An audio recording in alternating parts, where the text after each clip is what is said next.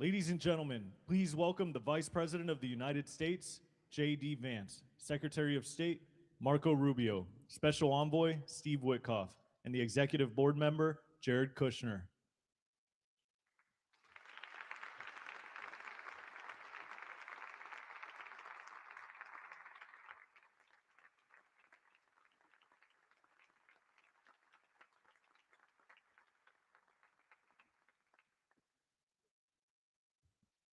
Ladies and gentlemen, please welcome the President of the United States, Donald J. Trump.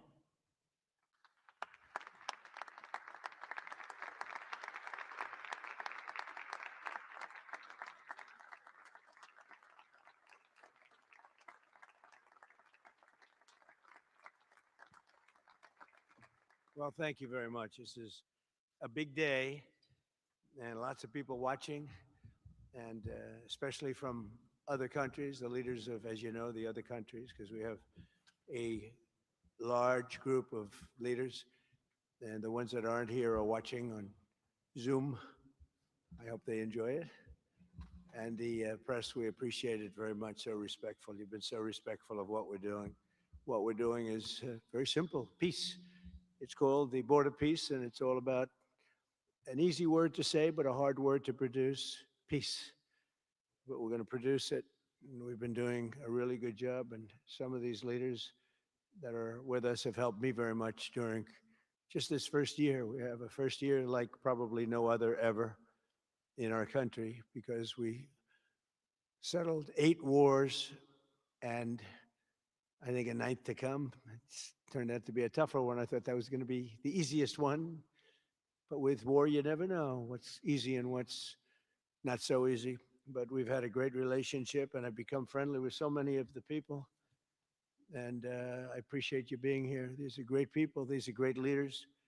And the people that are watching by closed circuit and open circuit in many cases, they're so proud of it. They want it to be open. But they become incredible friends of mine. And, we rebuilt our country in my first term, and now we're at a point that the United States has never seen before. We broke 50,000 on the Dow. They said that would take 4 years. We broke 7,000 on the S&P. They said you couldn't do that within 4 years. It would be impossible. And when I came in, they were all saying, if you could get to anywhere close to 45,000, it would be amazing achievement over 4 years. Well, we hit 50,000 in the first year, and we hit 7,000, which was actually tougher to do according to the Wall Street geniuses. We hit 7,000 in the first year. They said it could take 4 or 5 years. They'd be very happy. It would have been a great job. We did it in one, but we're doing a great job. Board of Peace is one of the most important and consequential things I think that I'll be involved in. We've been involved in a lot, and really I've been involved in a lot with the people up here. We work together on ending wars with their country. Some of the wars were 32 years long, 32, 34, and a 37. That's a long time, and we ended it in about 2 days, each one of those. But we have some other work to do, and we're getting it done. Gaza is very complex. It's been amazing. I want to thank Steve and Jared for an amazing job. Marco's over there watching. Everybody's fantastic. And JD, what a job. They're all doing. It's a team. I think it's the best team ever assembled. And you see that by the results.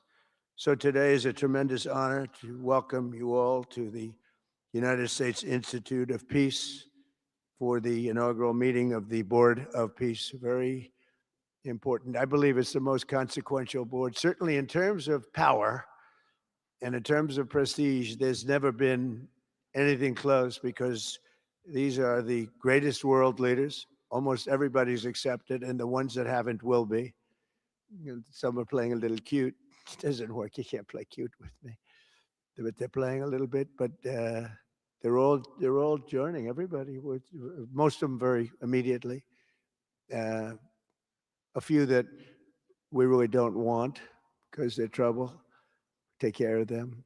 But this is the most prestigious board ever put together. I've seen some great corporate boards. I've seen some great boards, period. it's peanuts compared to this sport because we have virtually everyone is the head of a country other than Johnny, but he's the head of soccer, so that's not so bad, right, Johnny? I like your job the best, I think. And by the way, your World Cup has set every single ticket record in the history of soccer. In the history, nobody's ever seen anything like it.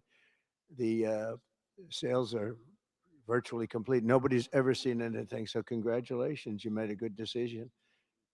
We did it together. Thank you, Johnny. Great guy. So I want to thank the many leaders and dignitaries who have traveled great distances and lengths for the important gathering that we're at right now. This building was built for peace, and nobody knew what to name it. And then Marco named it after me. I had nothing to do with it. I swear I didn't. I swear I had no idea. They said there's a surprise coming. I didn't know that surprise. I thought they were going to give me a lot of money or something, maybe cash. Can always use some extra cash. But I came and they stopped the beautiful beast. I got out very safely, I'm sure, and looked up, and there it said Donald J. Trump on the building. And when I say that had nothing to do, nobody believes it, and that's okay. But I appreciated it. That was Marco and JD and a group got together and they did that, and I just thought it was very nice. And it makes me work harder. We're going to have to work harder. We're going to have to make this building much more important. They built it's brand new. They built it for peace, but nobody occupied it. You know, nobody knew what the purpose of it. But the architecture is so beautiful, and it was with the meeting rooms, the reception rooms. It's really amazing.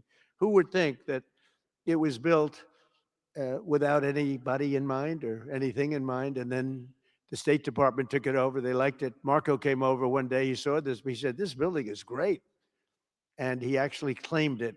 Right? He claimed it. And that's what he does. Where is Marco? I said, Marco, is that true? You claimed this building. You took it away from about 5 groups that wanted it. That was done very quickly, very methodically. But it was really, really built so beautifully in such a beautiful building. But we worked together to ensure the brighter future for the people of Gaza, the Middle East, and the entire world. I think that the Board of Peace, because it's mostly leaders and unbelievably respected people, but mostly leaders of Middle Eastern countries, countries from all over the world.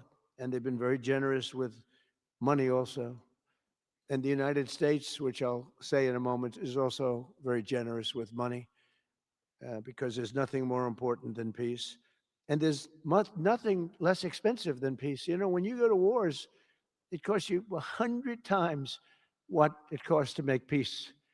We have a man at the end right there that's smiling because you learned that after 30 years of fighting, right? 30 years of fighting, we got it done. I want to thank you very much. That was a great thing you did. You and your new friend, they came to my office and they said, I've been fighting for 22 years. Now you're there for 23 years, right? But I've been fighting for 22 years. That's all I've done is fight this gentleman. And his counterpart was there for 7 years. He said, I've been there for 7 years. All I've done is fight this gentleman.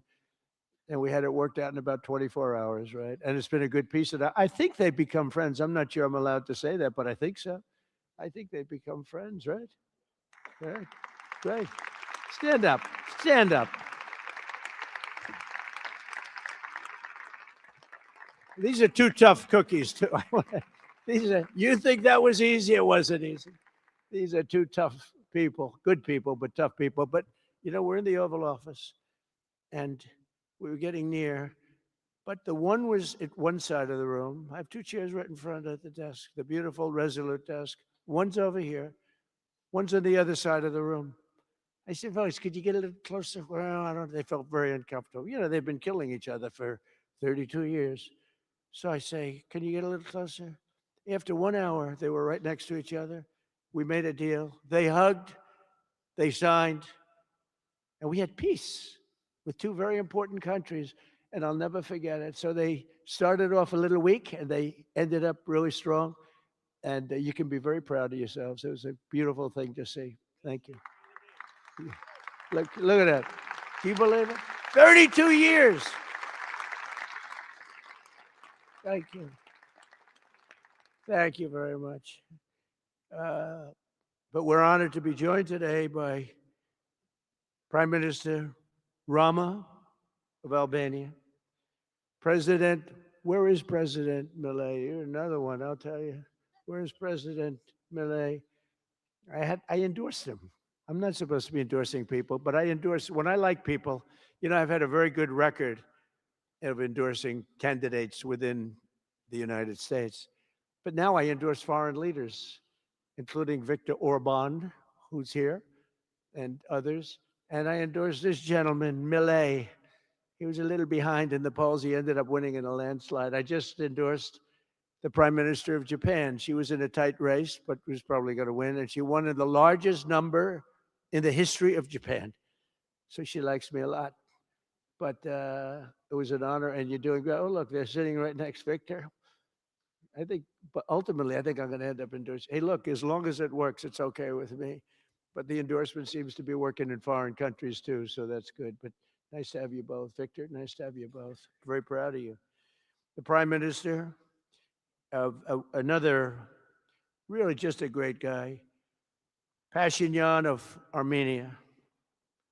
President Aliyev of Azerbaijan. I love saying that name now. At the beginning, it was giving me a hard time. Now I love saying it. It's a beautiful name. I love it. His Majesty King Hamad bin Essa Al Khalifa of Bahrain. Bahrain. Thank you. Thank you. Where are you? Where are you? He's so rich, he can sit there. He can sit wherever the hell he wants. He could sit up in the corner. He could sit up top. He might take a piece of this building, Marco.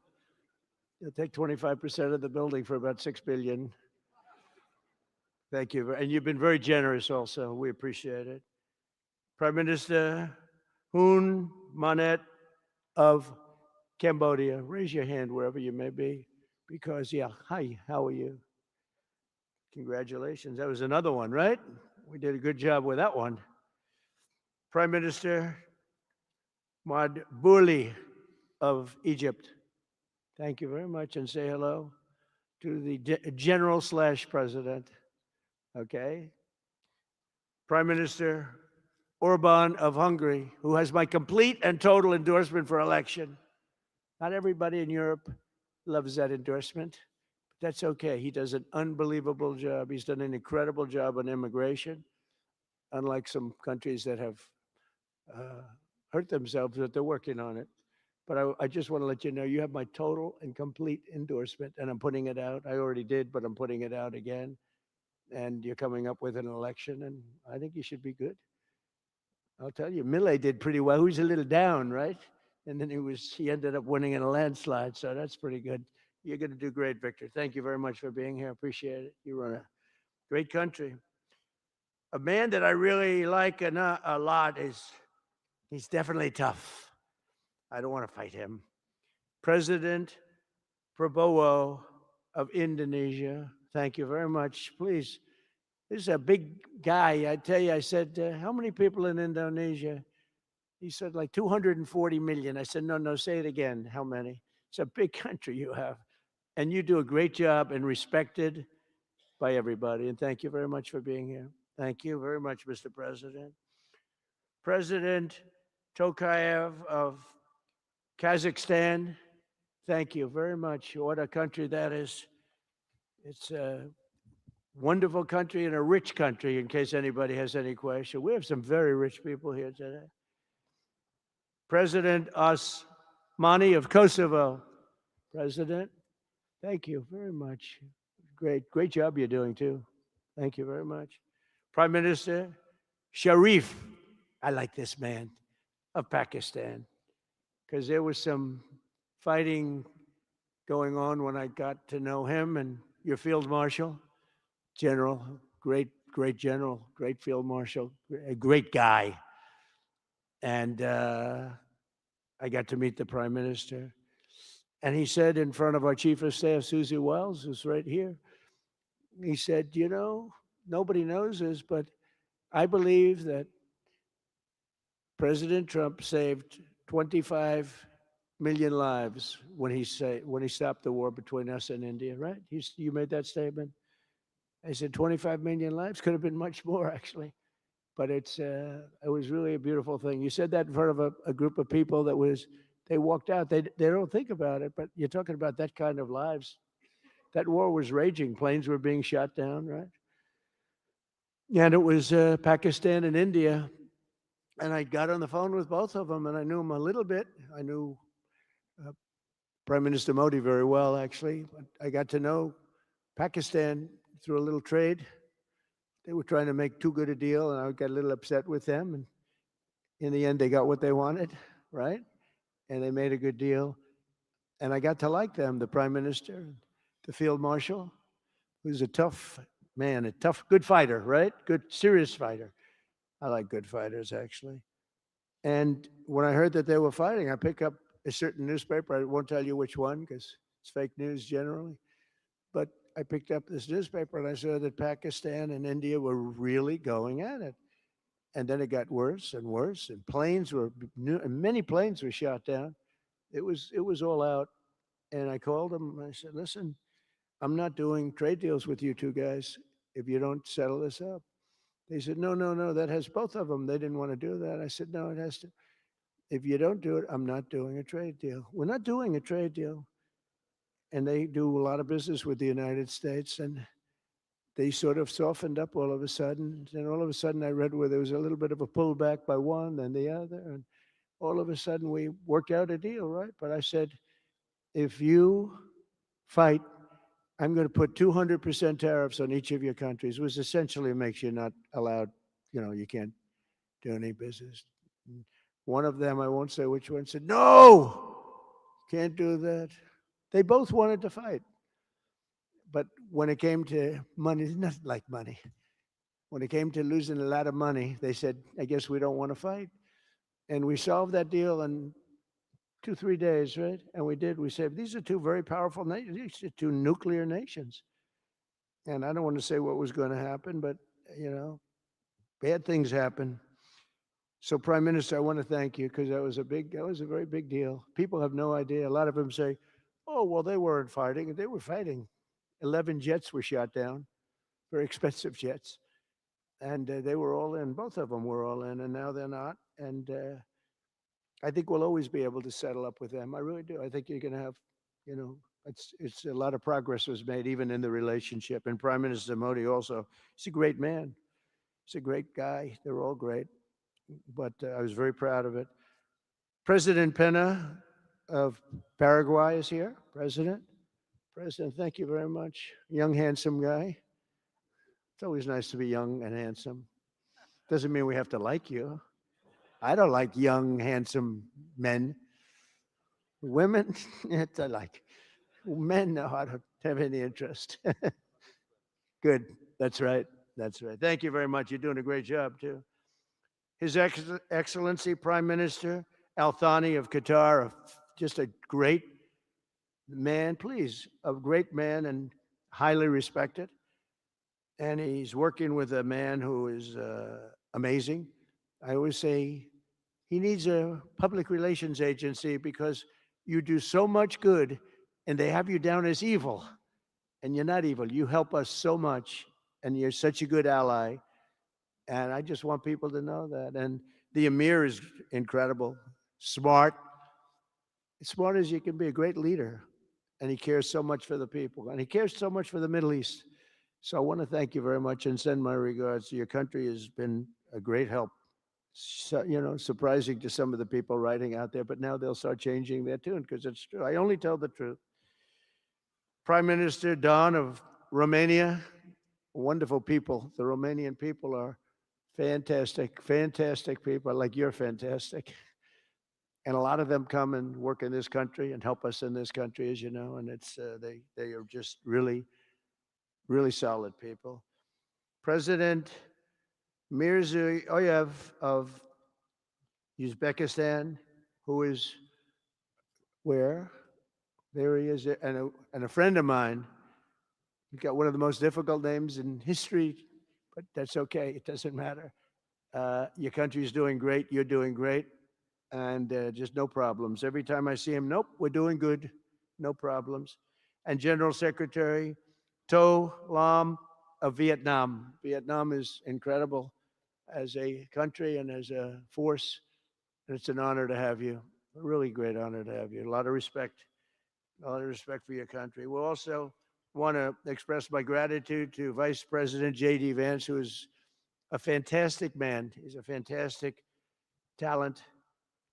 He was a great student. He went to one school. He graduated. You know, most people, if you watch some of the people that were at the event in Munich, they didn't graduate quickly from college. They had everything they could do. There was one young, attractive woman. She was unable to answer questions. And she didn't do so well like JD did in college. JD graduated in a 4.5-year college in 2 years. And then he went to Yale and he graduated at the top of his class, went to the military grade. But when he went to Yale, there was one person that was marginally ahead of him. So he married her. Can you believe it? He married the person that was ahead. I don't know. I always like to say JD was first and Usha was second, because I get a little uncomfortable when I say them. But he's been incredible. He's a brilliant guy and a great guy, and he's been my friend. All of our people, we have a fantastic group of people, our cabinet members, everybody, many of them here. But JD's been great. Thank you very much. He gets a little bit tough on occasion. We've got to slow him down just a little bit on occasion. He says his mind. Now, then we have the opposite extreme. We have your friend sitting in the back. Your best friend sitting in the back is Marco. Marco does it with a velvet glove, but it's a kill, right? The result is the same. They do it very differently. And Marco, you really did yourself proud 2 days ago in Munich. In fact, so proud that I almost terminated his employ because they were saying, why can't Trump do this? I do, but I say it differently. But Marco, don't do any better than you did, please. Because if you do, you're out of here. But no, I want my guys to do great. And the acclaim he's gotten and the acclaim JD gets is great. We have smart people. And when you see the representatives there, like Gavin Newsom, he didn't know what he was doing. They didn't even know why. He didn't know why he was there. Or AOC, she was unable to answer a simple question. And she could have said, well, I'm studying it and I'll report back to you next week. You know, you can get away with that. But she just went, it's actually, I think it could be a career-ending answer because for 25 years, anybody running against her, I think Susie is going to use that little piece of stuff. It was not good. It was not good. That was not a natural. So I want to thank JD. I want to thank Secretary of State Marco Rubio. They're extraordinary. I want to thank Special Envoy for Peace, Steve Witkoff, who has been unbelievable. You know, I took Steve because I was a developer in New York, really successful, actually much more successful than Steve, but I don't want to say that. I'm not going to say that, Johnny. I refuse to say it. But I saw something in Steve. Steve's a great negotiator. Everybody loved him. All these developers, and they're tough. You know, New York developers tend to be on the tough side. And, you know, most of them hate each other. Like a lot of the people in this room hate each other. You know, it's sort of natural, I guess. But we're bringing love back into the room like the old days. But everybody loves Steve. Every developer, the worst, most evil people, horrible human beings, actually. And they love Steve. So I remember this, and we had some conflicts, to put it mildly, in the world. And I said, Steve, how would you like to be Henry Kissinger Jr. that doesn't leak? I said, are you a leaker, Steve? No. He didn't even know what the word meant. And it's true. I always say Henry Kissinger, who was one of the great leakers of all time, by the way, Richard Nixon said to him, Henry, who's leaking all this stuff? I don't know, Mr. President. It was Henry. It was like, these are little stories I like telling you. But Steve has been unbelievable. Everybody likes him. Ukraine loves him. Europe loves him. Russia loves him. I mean, there's nothing wrong with this. He goes to see President Putin. Didn't know Putin. I set him up a meeting to see. I said, how's Steve doing? So he's still inside. Oh, that was an hour. Go back. Tell Steve to call me when he's finished. I want to find out what the hell is going on. We want to end that war. So he's still inside. 3 hours, 4 hours. They were together for 4 hours, the first meeting. That's talent. And they get along. I mean, people like or don't like Putin or Zelensky. They get along. Same thing with Zelensky. I mean, they all love Steve, and Steve's doing a great job. That's a tough one. That's a much tougher one. I would have thought that some of the ones that we settled that are up here would have been would have been.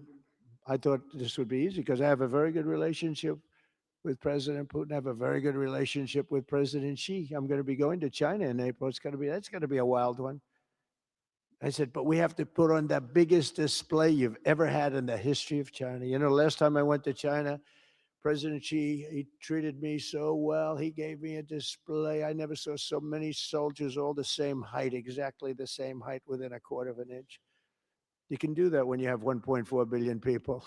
You know, lots of shoulders. Everybody was within about 1/8 of an inch the same height. I said, if they put their helmets down, you could have played pool on the top of their heads. And it was pretty amazing. But I said, you got to top it. He said, I'll top it. We're going to top it. We're going to have a lot of the people, most of the fake news back there is going to be going. So we have, Steve has done a great job. And then a little bit later on, we brought Jared in. Jared was responsible for the Abraham Accords, which is incredible. Nobody else could have done that. A very smart guy. And we're making Jared an envoy also, envoy of peace. They're both envoys of peace. And you couldn't get two. I tell you what, I watch these two guys. I say, at least we're covered from an IQ standpoint. These two guys walk into a room. And, but people like them both, you know, they're good people. And they like them both. And they've had some very good meetings. They've had some very interesting meetings having to do with, as you know, Iran is a hot spot right now, and they're meeting, and they have a good relationship with the representatives of Iran, and you know, good talks are being had. It's proven to be over the years not easy to make a meaningful deal with Iran. We have to make a meaningful deal, otherwise bad things happen. But we have to make a meaningful deal. But they have a great relationship with the representatives of Iran. They have a great relationship with the other one that they're really working on now, because so many of these, I mean, as an example, Kosovo, Serbia. I did that one. Could you stand up if any of you guys are, when you're here, just stand up for a second. Kosovo, Serbia. Stand up. What a job. Thank you very much. We appreciate it. So good. And you're getting along. And when you don't get along, you'll call me and we'll get it solved, right? We'll get it solved. Thank you very much. Really good. And then again, Pakistan and India. That was a big one. And just, I think you should actually stand. Come, please, stand just for a second. Pakistan and India, thank you very much. And I spoke to Prime Minister Modi. He's excited. He's watching us right now. Egypt and Ethiopia. We're going to get that. You know, there's a little dam that got built. Little dam, like maybe the largest dam in the world.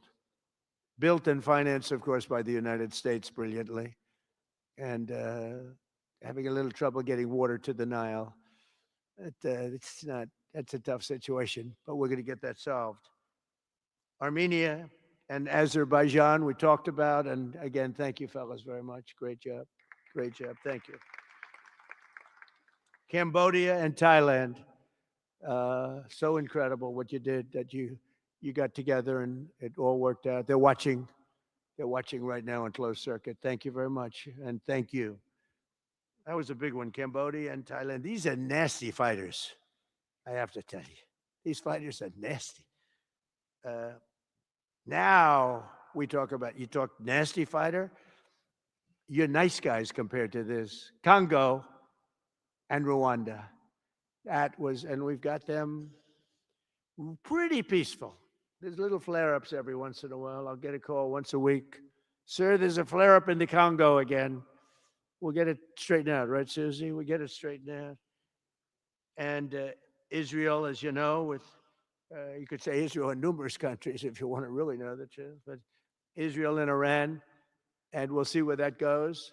But when you think of Israel, we've done the biggest thing of all. We have peace in the Middle East right now. That's bigger than people said it couldn't be done. For 3,000 years, they've been talking about Middle East. They said it couldn't be done. And you look at what's happened in Gaza. And one of the keys to it was when we took those beautiful magnificent. We just ordered 22 more of them, updated model. The B-2 bombers are incredible. I never understood the B-2 bomber. I'd watch, it's a wing. And I've never quite understood that, Johnny. I'd look at it and say it was beautiful, but what does it do? It carries very big bombs. And it went into Iran and it totally decimated the nuclear potential. And when it decimated that, all of a sudden we had peace in the Middle East because there was a black cloud hanging over the Middle East. And if that wasn't done, that cloud would have been there. And countries like Saudi Arabia, countries like Qatar, countries like nobody could have signed. You would have had that threat. Nobody could have had, you couldn't have had peace in the Middle East. So now we may have to take it a step further, or we may not. Maybe we're going to make a deal. You're going to be finding out over the next probably 10 days. But this meeting today is proof with determined leadership, nothing is impossible. When I took office, the war in Gaza was raging with thousands of people being killed and no end in sight. Today, thanks to unrelenting diplomacy and the commitment of many of the great people in this room, we have 59 countries signed up on Gaza. Think of that. We have, it's amazing. But all the people, many, really so many in this room, the war in Gaza is over. It's over. There are little flames.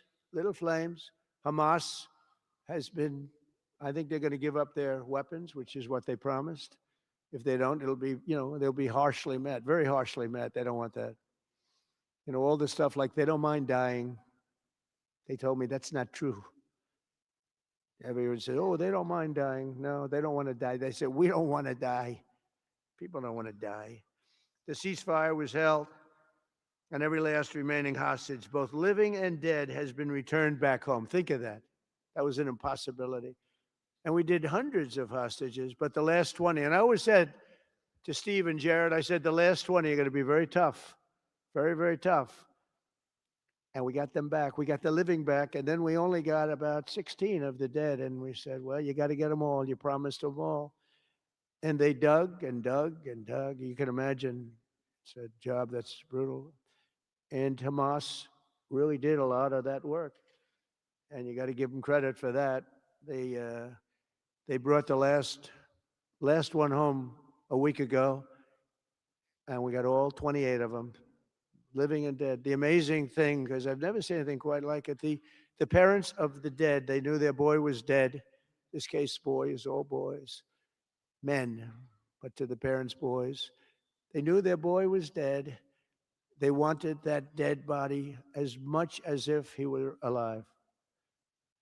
And when they got them back, there was great sadness, but there was great joy too. They wanted it as much as the people that got their sons back alive. But we got a lot of people before those 20, Steve, but nobody talks about. But, hundreds of people. We did a good job, and you guys did a fantastic job. I want to thank every nation that helped us achieve this monumental breakthrough, saving countless lives, and really bringing peace and bringing the concept of peace, because nobody thought peace in the Middle East. I've always heard peace in the Middle East is impossible, and it's turned out not to be. And we do have some work to do with Iran. They can't have a nuclear weapon. It's very simple. You can't have peace in the Middle East if they have a nuclear weapon. And they can't have a nuclear weapon. And they've been told that very strongly. Since the hard-won ceasefire of last October, the United States and our partners have facilitated the delivery of vast amounts of humanitarian aid, numbers that nobody's ever seen before. In November, the United Nations Security Council unanimously approved the Board of Peace. And last month in Davos, we welcomed over 24 members to this very important new organization. And we are very closely working with the United Nations. In fact, I'm going to speak to the Secretary General in a little while. He's a good man. And I've had a good relationship. Other than in my last speech, they did turn off my teleprompter. I got up there. My teleprompter didn't work. I'm sitting in front of all of you people and more. I had no teleprompter. I knew I was in trouble because I'm walking up. The teleprompters are over here. I had the most beautiful speech ready. I was all set to knock them dead. First, I had an escalator that stopped. You know that. It's going up. Boom. It's lucky my movie star first lady was in front of me because I put my hand on a certain part of her body and I was able to stop my fall. Otherwise, because she had no trouble, I said, "Boy, that was a very sharp stop, Johnny." So I said, "That was strange. I've been on a lot of escalators. It's never happened before. Usually it stops very slowly. This was just boom." But our first lady was right in the proper location for me. I'm waving to people, and she was holding on a little tighter. She knew what was happening. She did. She said, that's a very successful movie out right now, like #1. Can you believe this?" And she's a big movie star. And I always say it's trouble because I always say there's not room in one family for 2 stars. I told her that we can't have 2 stars in one family. So I don't know what that means, but it's not good. But it is good because we're proud of her. She did a people in the United States love the first lady, and she did the movie, and it's become the biggest selling documentary in 20 years. Can you believe? The theaters are all packed. Women especially, they go back and they see it 2 or 3 times, 4 times. But together we're committed to achieving a Gaza that is properly governed throughout. The whole area is going to be, so many countries that have really nothing to do with the Middle East, but they're maybe somewhat close by. They're all involved. They want to go in and fight. They tell me all the time, we'd like to send soldiers to fight if it's necessary. And I don't think it's going to be necessary. We have 2 countries that want to go in and do a number on Hamas. I said, I really don't think I hope it's not going to be necessary because they made a promise and they promised me get rid of their weapons. Looks like they're going to be doing that, but we'll have to find out. But it's no longer a hotbed of radicalism and terror. And to end that, we have today, and I'm pleased to announce that Kazakhstan, Azerbaijan, UAE, Morocco, Bahrain, Qatar, Saudi Arabia, Uzbekistan, and Kuwait have all contributed more than $7 billion toward the relief package. That's great. Thank you, fellas. Thank you.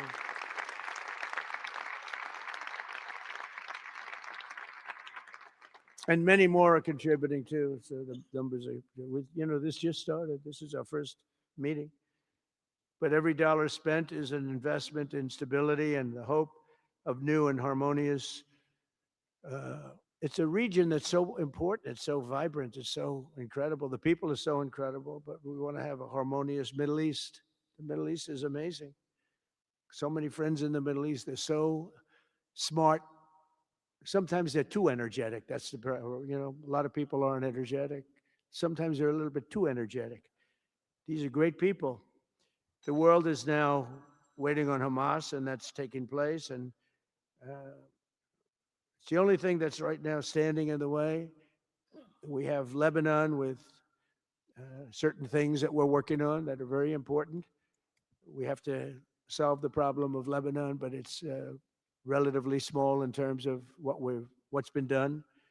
And again, the key was getting rid of the nuclear potential because Iran would have had a nuclear weapon based on everything we found out since within 1 month. We can't let that happen. So many of our friends in Europe are attending today, and we're eager to have them become full members. They all want to become full members, and we've had a great response from Europe. And Europe is, it's where I come from, where so many people come from that are in the United States. But we have a great relationship with Europe. We have a great head of NATO. He is a fantastic man, and he's doing a great job, really great job. I'm excited to announce that Norway has agreed to host an event bringing together the Board of Peace.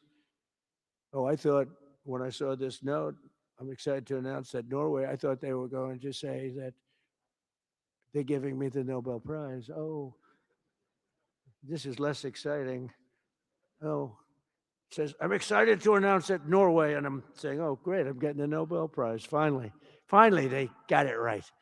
But I don't care. I don't care about Nobel Prize. I care about saving lives, just so you understand. We play and we all, do what we have to do. I only have one thing. I don't want to see people killed from parts of the world that are very far away from the United States. And if I have an ability to turn off wars, I want to use that ability because it's people. Millions of people. It's like the prime minister said, 25 million people maybe.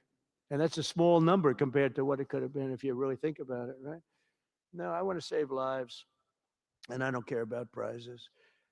In the UN Office for Coordination of Humanitarian Assistance is raising $2 billion for the support of Gaza. Additionally, Japan has just committed to host an aid fundraiser, which will be a very big one. It's already successful. We know some of the numbers that are being talked about, which will be attended by other nations in the region, including South Korea, the Philippines, Singapore, and others. And I know that China is going to be involved, and I think Russia is going to be involved. I think they will be. I want to have everybody, get all sides, because it doesn't help when you have all sides with one ideology. You have to have everybody together for this.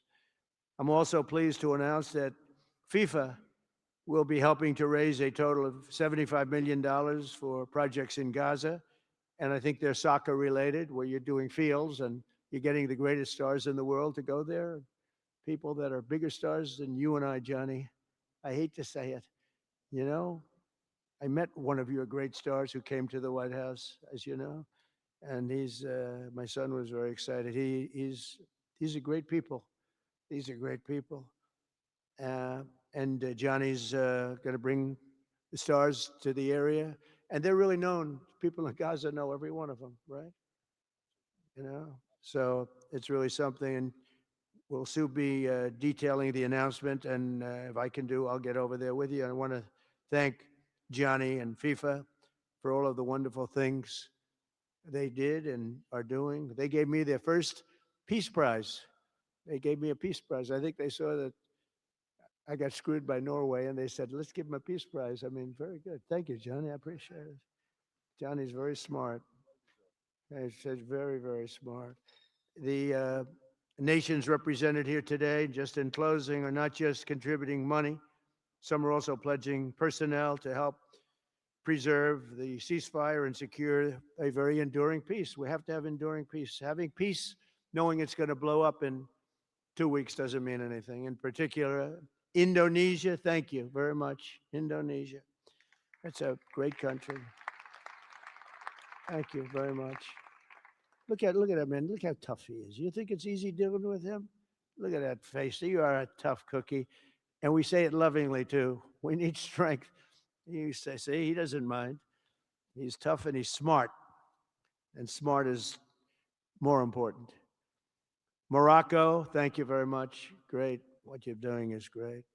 Albania, Kosovo, Kazakhstan have all committed troops and police to stabilize Gaza. Egypt and Jordan are likewise providing very, very substantial help, troops, training, and support for a very trustworthy Palestinian police force. We think we're getting some very good people on that police force.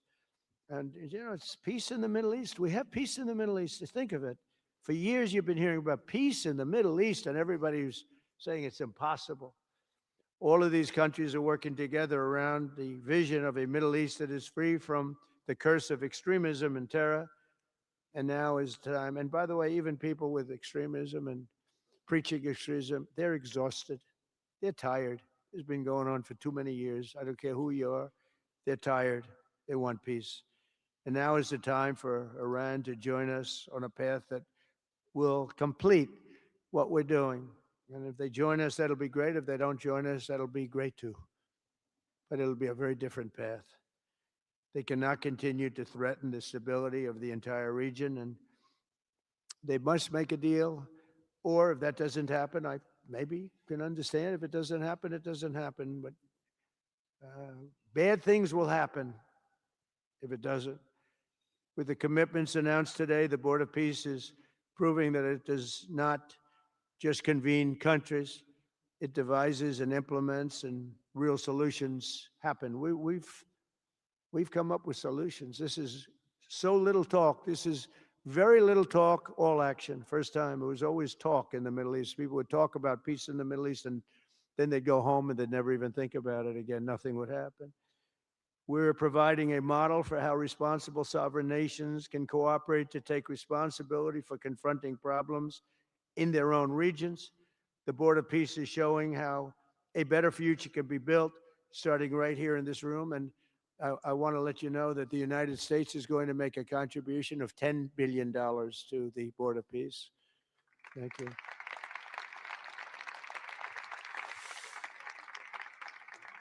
And we've had great support for that number. And that number is a very small number when you look at that compared to the cost of war.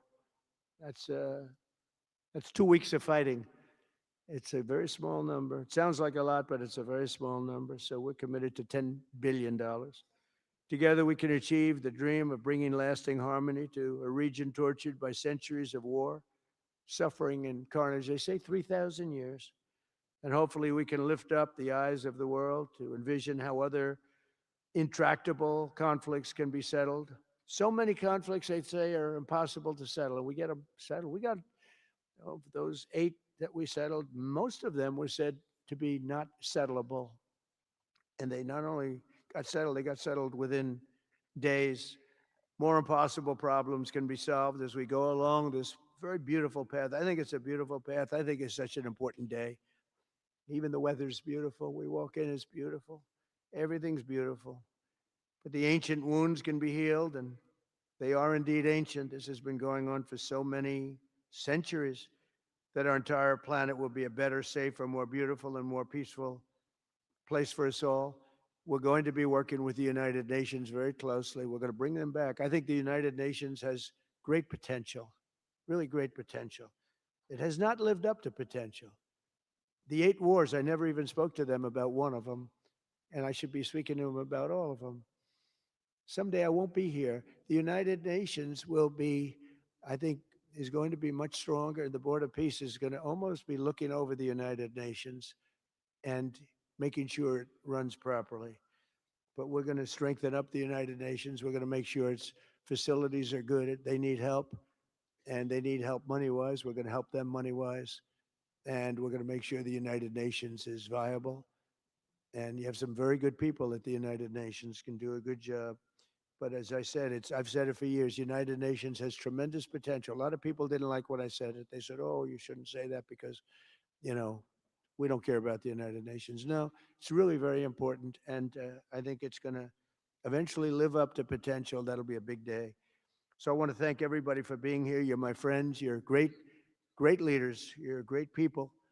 And I can honestly say, you're strong leaders, you're tough leaders in many cases, and every single one that I'm looking at that's right here, I've gotten to know and I've gotten to respect, and really you're friends of mine. And if I can help you at all, you let me know. But this is going to be something, the Board of Peace will be something that the likes of which I don't think anybody's seen before. And thank you all very much. It's a great honor. I'm going to ask J.D. Vance to come up and say a few words. Thank you very much.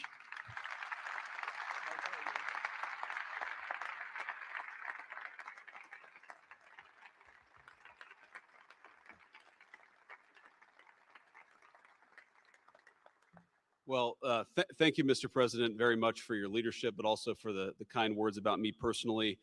I knew exactly what I wanted to say, but then after the president said that I was so smart and that I didn't want to repeat our congresswoman who froze for 20 seconds over in Munich, now I'm tempted, sir, just to freeze for 20 seconds and just stare at the cameras, and maybe they'll say nice things about me like they do about Congresswoman Cortez. But I have 3 very brief messages. First of all, to the President of the United States, but to the entire team, to Marco, to Steve, to Jared in particular, who've done such an incredible job. I think what this Board of Peace represents is a recognition that if you actually have a President of the United States and a team that's committed to diplomacy, it can actually work. When I look at what happened to Israel on October the 7th, all those innocent people who were murdered, the fact that you had all of these hostages, and of course, a terrible war that came from it, I remember thinking to myself, how is it ever going to be possible to get these hostages home safely, to make it possible for the people of Gaza to actually have a reasonable future, but also to ensure that Israel is never attacked again? It turns out the answer was you just needed a president who was committed to the effort and committed to the work, and that's what we had, thankfully, under the leadership of this president. And you got to make peace, but then you have to make the peace stick. And that brings me to my second point. That's what the Board of Peace, I think, is fundamentally about, is making the peace stick. And it's an incredible thing that you guys have all done. So to all of the leaders gathered here today who are investing in the future, who are investing in peace, we're grateful to you. We're grateful for your partnership. And in particular, I think to the president of Azerbaijan and the prime minister of Armenia, who I just saw last week, thank you all for making it possible and for showing what real leadership can accomplish. When you set aside weapons and killing and destruction and invest in your people and invest in prosperity, it can create great things. So thank you both for what you did. I think it showed great leadership. And finally, to the American people, I think it's important that the American people recognize why we're here today. And the reason that we're here today is, yes, to save lives and yes, to promote peace, but this creates incredible prosperity for the American people. The countries represented here represent trillions of dollars of investment in the United States of America that would not have been possible without this president's leadership and advocacy for peace. The economies here represent millions of American jobs of people who are receiving products built in American factories and made by American workers would not be possible without a focus on peace. So, Mr. President, while I think this is great for the world, I also think it's really, really great for the United States of America. So we're looking forward to the partnership. With that, I want to turn it over to the MC for the rest of the program, and that is our great press secretary, Carolyn Levitt. Thank you.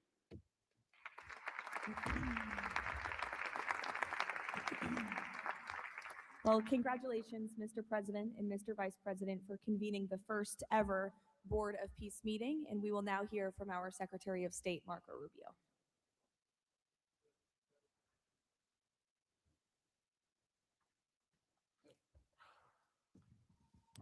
I'll be brief and to the point. We want to talk a little bit about the strategic vision of this organization and begin doing so by first acknowledging that we are here today because the President of the United States, Donald J. Trump, has both an ability and a willingness to use the power of his office to think outside the box. And that's why we're here today. This was a very unique crisis in Gaza, one that the existing international institutions could not solve or figure out. It needed a very specific type solution that required the partnership of all the nations that are here, including those that are here on an observer status. And we appreciate you coming today and being a part of this as well.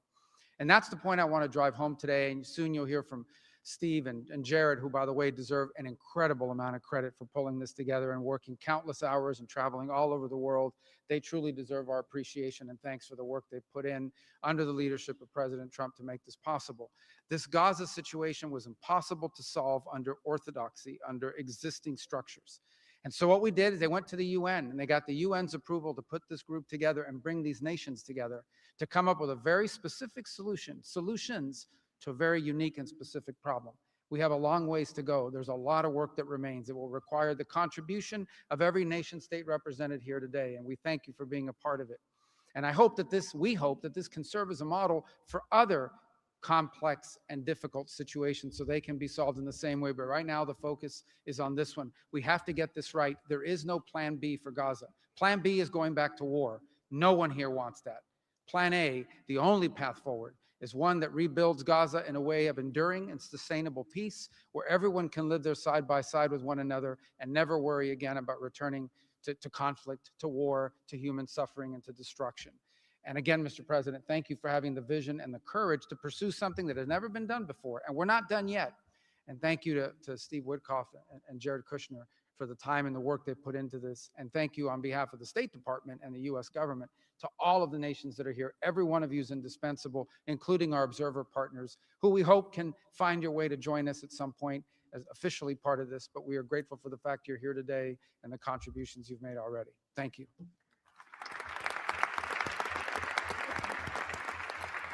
Thank you, Marco. We will now hear from our special envoy, Steve Witkoff.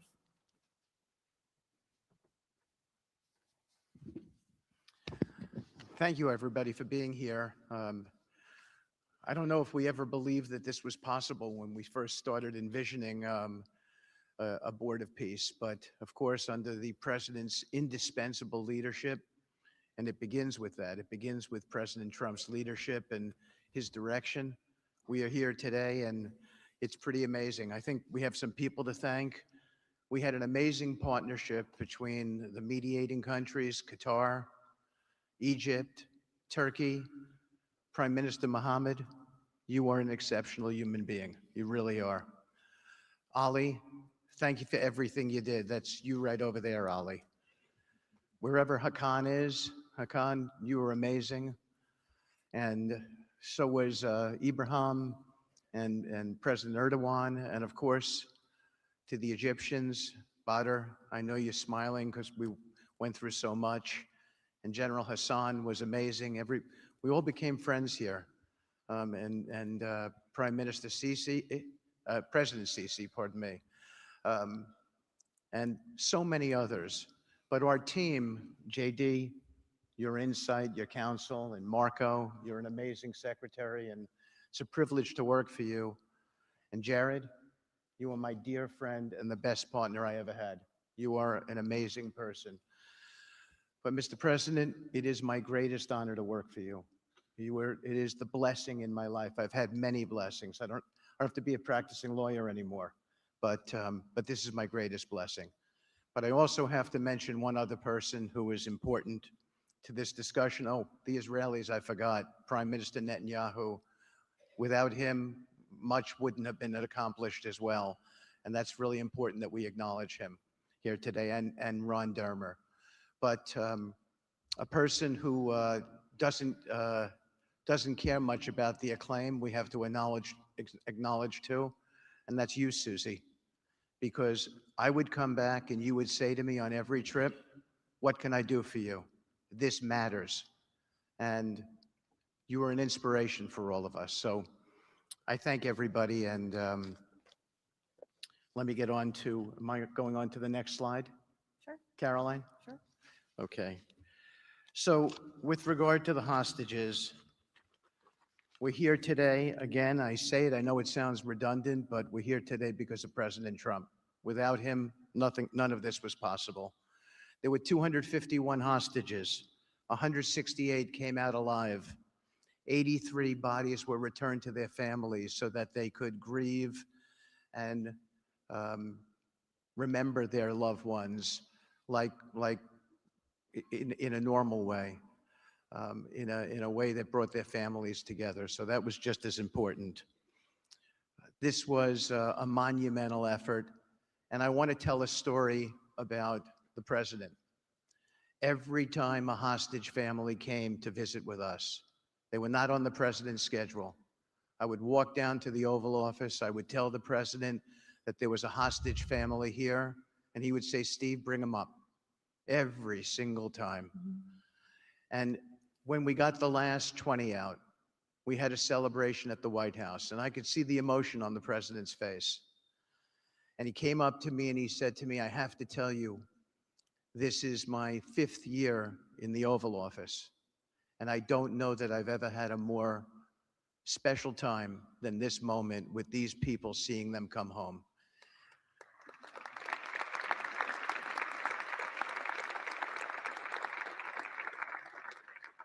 And I said to the president, you have to look around because none of them would be home without you, sir. None of them. So I only want to tell you, Mr. President, you gave me my greatest honor to work on this effort, and I thank you.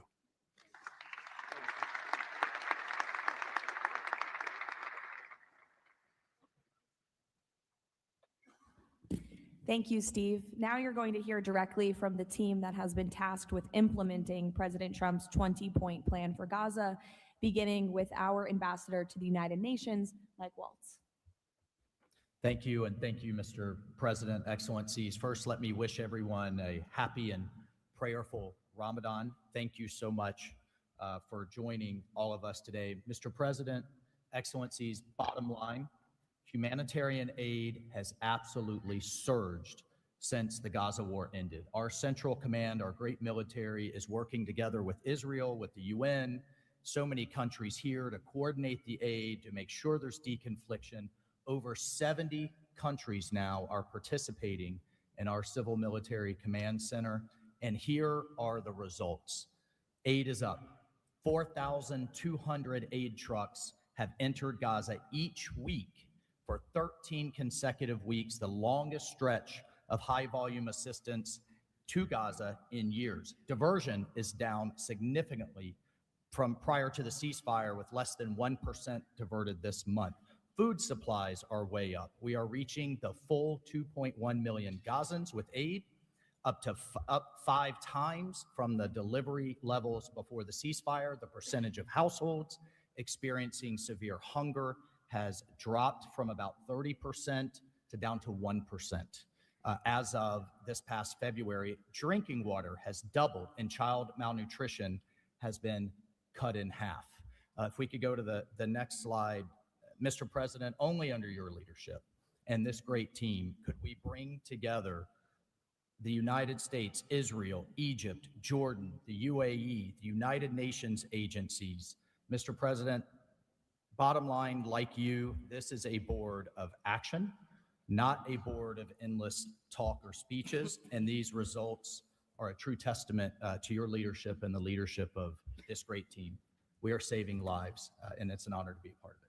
Thank you, Mr. President. Dr. Ali Sheikh. It is my honor to be here representing the National Committee for the Administration of Gaza. Thank you, President Trump, for your leadership, for your continued efforts.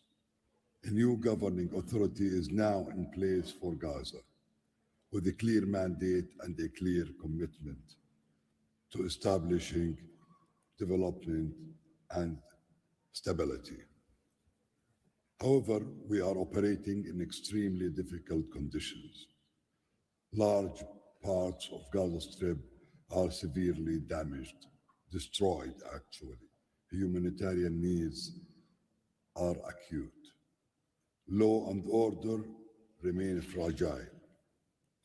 This is not normal operating environment, President, which is precisely why discipline and prioritization matter. Our priorities, therefore, are defined into 4 categories. First, restore security via professional civilian police under one authority, one law, and one weapon, including training and developing 5,000 Gazan police to be deployed in 60 days. Secondly, revive economic activities and livelihoods, creating decent jobs, especially for our young population. Thirdly, ensure sustainable emergency relief as described earlier. Fourthly, restore basic services, including electricity, water, health, and education. And last but not least, the access and movement. Our mandate is simple, President. Step by step, to build the foundation for lasting peace, dignity, and prosperity for the people of Gaza. And this is where we count on your continued leadership and support. Blessed the peacemaker. Thank you.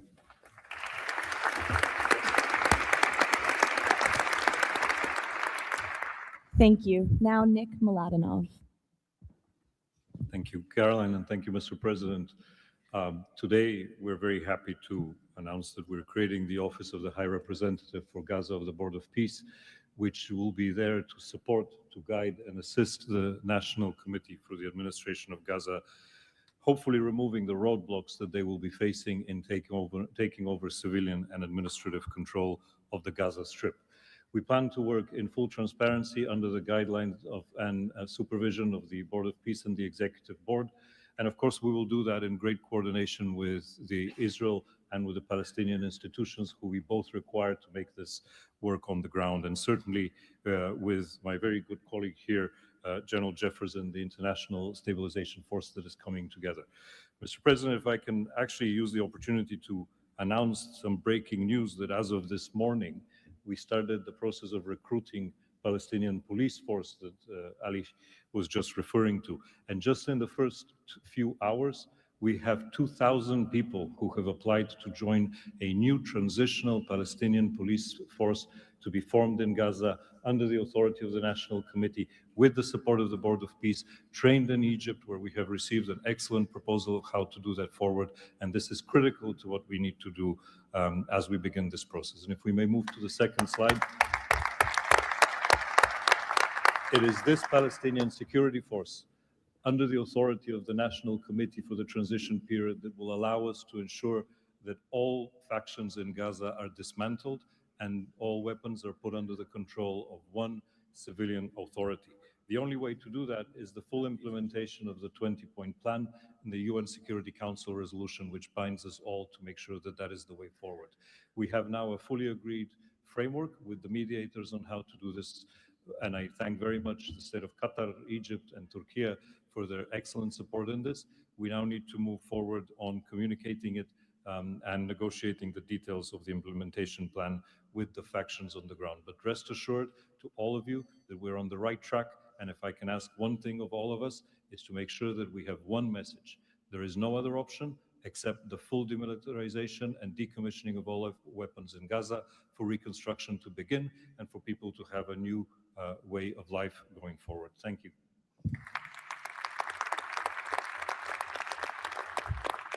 Thank you, Nick, and congratulations. Now, Major General Jasper Jeffers.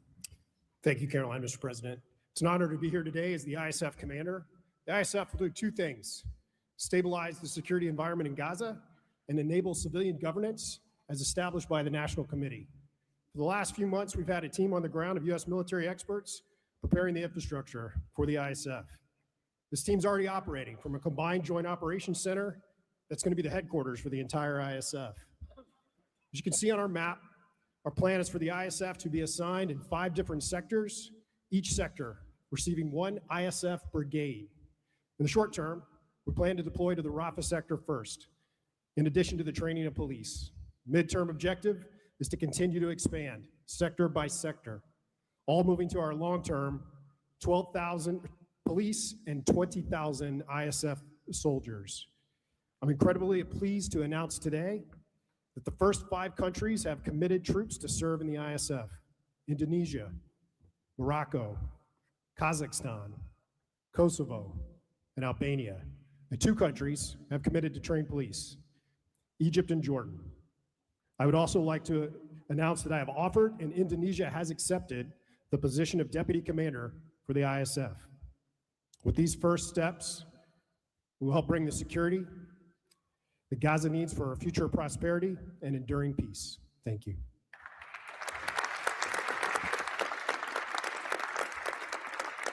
Thank you, Major General. Mr. Tony Blair. For decades, Gaza's governance has been characterized by extremism, corruption, ineffective institutions, and the complete absence of a route to prosperity for the Gazan people. Yet, as President Trump recognized, its potential has always been vast. 25 miles of Mediterranean coastline, proximity to great regional and global markets, and a young, dynamic population with a median age of 19. So today we set out profound changes necessary to rebuild Gaza for Gazans. Gaza not as it was, but as it should be, including its governance. Effective public institutions serving the people, a business environment where enterprise flourishes, an education system educating the young for tolerance and achievement, and a tech-enabled society making the most of the digital revolution. This is a vision of Gaza as part of a Middle East at peace, not a phony piece of declarations no one means and agreements no one intends to keep, but a genuine commitment to a region where, whether you're a Muslim, Jew, Christian, of any faith or none, you can rise by your own efforts and feel your government by your side, not on your back. That is the vision behind President Trump's 20-point plan for Gaza, and it remains the best, indeed the only hope for Gaza, the region, and the wider world.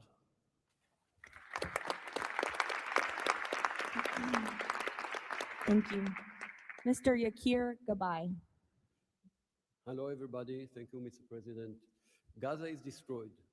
We assembled here on this historic day with common vision to rebuild Gaza for the next generations.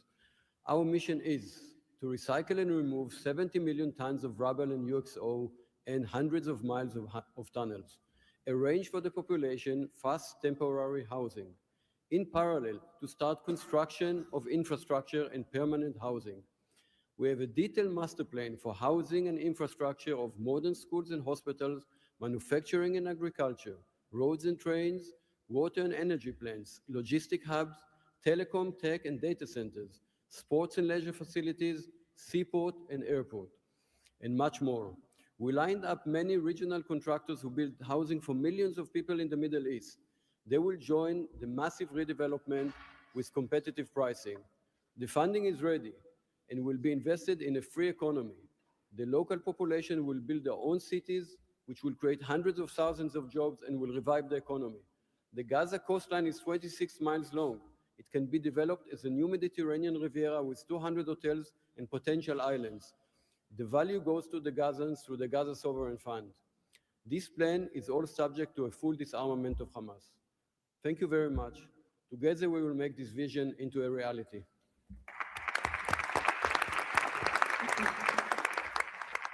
Thank you. Mr. Liren Tanman. When we asked the NCAG what Gaza needs to unlock its potential, the answer was clear. Reconnect Gaza to the world, digitally and economically, and replace corruption with an open, tax-free system. Gaza was once a vital trade hub between Asia and Europe. Reconnection is a return to its roots. Even the word gauze comes from Gaza, where silk was woven and exported to Europe. So, we brought together Palestinian, Arab, and American partners to deliver practical solutions. By July, Gaza's 2G network will be upgraded with free, high-speed access to essential services. The NCAG is building a secure digital backbone, an open platform, enabling e-payments, financial services, e-learning, and healthcare with user control over data. This effort is supported by our regional partners, and I believe you will hear some exciting news from them on that later today. In parallel, we're advancing an Amazon-like logistics system to help Palestinian launch businesses import globally and trade securely. This will lower prices, drive growth, and help transform Gaza into an open, transparent, corruption-free economic zone. Thank you. Thank you. Mr. Mark Rowan. Mr. President, distinguished leaders, the goal is simple.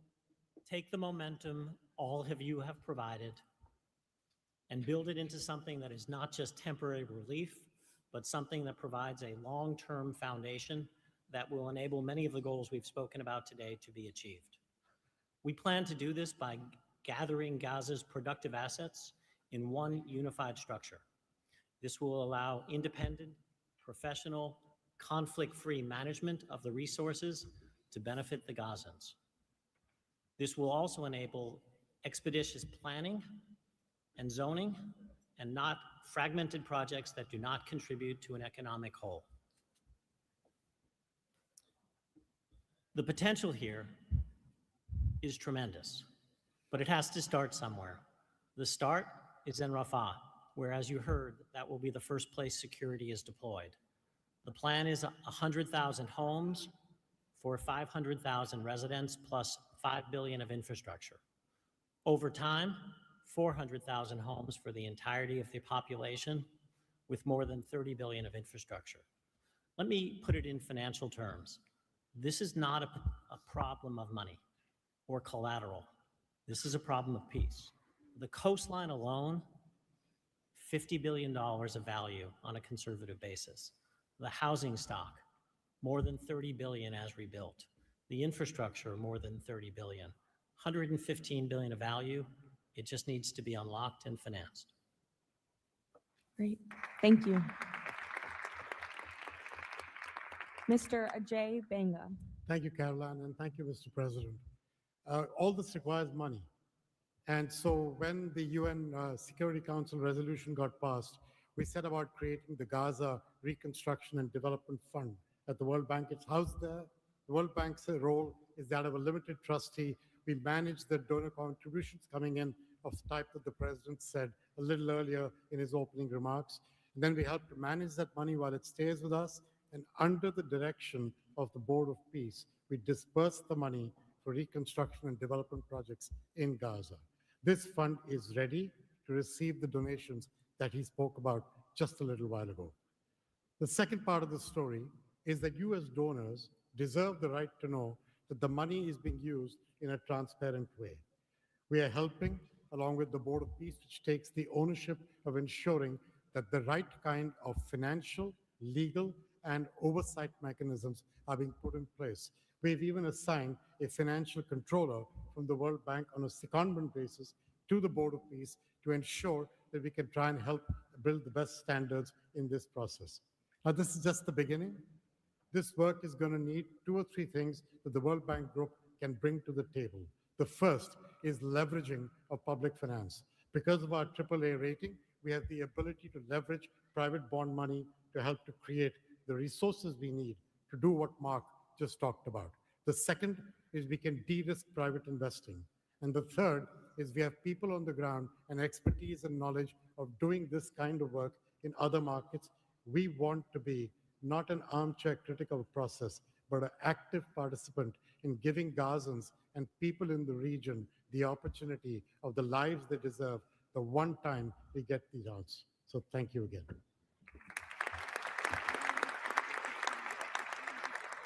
Thank you all for your tremendous work. Before we turn it over to many of the distinguished leaders who are here today, we are going to hear from Mr. Kushner to talk about the future of the Board of Peace. Thank you, Caroline, and thank you, Mr. President, Mr. Vice President, Secretary Rubio. We cannot change the past, but I think that what you're seeing today is that we can potentially change the future if we focus and do this in the right way. We tried to structure this meeting like a proper board meeting, like we do in the private sector, where we have all the preparation, we get the right people together, and we really report on what our challenges are, what the opportunities are, and what are the approaches. What you've seen today is just a small sample of the work that's been done. And I really want to thank the entire team that's worked so hard at this. A lot of these people are volunteers. They're doing this not for any personal gain. People are not personally profiting from this. They are really doing this for their children and for their grandchildren and because they want to see peace. One small anecdote is Liran said to me, "Are you sure I should be presenting? I'm a Jewish Israeli and I'm working on Gaza and all these things." And I said, "That's exactly why you should be presenting today." If Jews and Muslims work together, Israelis and Palestinians with Americans and English and Bulgarian and people from all around the world, then we can kind of join on a common goal, which is peace and togetherness. And that's really what we've done. I want to thank President Trump. I remember working with you on your first foreign policy speech in 2016 that you gave at the Mayflower Hotel. And at the time, those ideas were considered to be very, very radical. What I saw as somebody who didn't have any foreign policy experience were just common sense ideas. Why can't the world be better? Why can't there be peace? Why can't there be more prosperity for all people in all ways? And I think over the last decade, you really have changed the way that the world thinks about a lot of these things. And I think that this organization is bringing a new approach and new ideas and new people together in order to effectuate it. I'd really like to thank all the countries that joined on very early. I see this as a very self-selecting group of countries that really believe that the future can be different and wanted to join in partnership and put their reputations and their resources and their time and their ideas on the way to say, these are the challenges we're putting into that we're solving in our own countries. We want to come with new ideas because we've achieved success and we believe that the world can be better in that regard. So I don't have to go through these slides in great detail, but we've secured today, even without the president's amazing commitment, over $7 billion. As Mark said, we don't really have a resource issue here, although we are going to need everyone's support. We just need to be executing and doing this in a good way. We've dealt with the humanitarian issue. We've returned the hostages. But the one final thing I just want to talk about as well from our perspective is that the President Trump in his heart wanted to get the hostages home, but he also really wanted to help the people of Gaza. He saw the suffering that they were enduring, not through fault of their own, because of the bad leadership that they had, the situation they were born into. The war was a horrific, horrific situation. And I think through this process, thanks to Ali and the committee, we are now here to fully support the committee. We are here to help the people of Gaza, to lift them up and give them every opportunity to succeed. And we really see this as a partnership with them and with the Israelis to see if we can create an environment that can be peaceful, that can be functional, that can offer people the opportunity to really live a better life. And I think you've seen some of the work today, and hopefully we'll be successful. Like I said, the last one, failure is not an option, and we have to really push forward and keep finding ways to succeed with this. So really thank you, President Trump, Vice President Vance, and Secretary Rubio, and obviously Steve, who's been, like he said about me, I feel just about him. Working through all these challenges has been an absolute honor and a pleasure with you, and I've really been very lucky to have your partnership. So really thank you all, and I'll give back to Caroline. Thank you. Thank you, Jared. The war Hamas began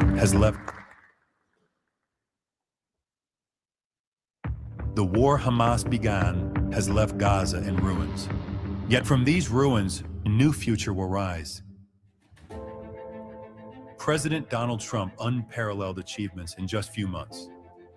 The United States, together with key regional and global partners, has signed the 20-point Gaza Peace Plan, a blueprint for security, peace, and prosperity.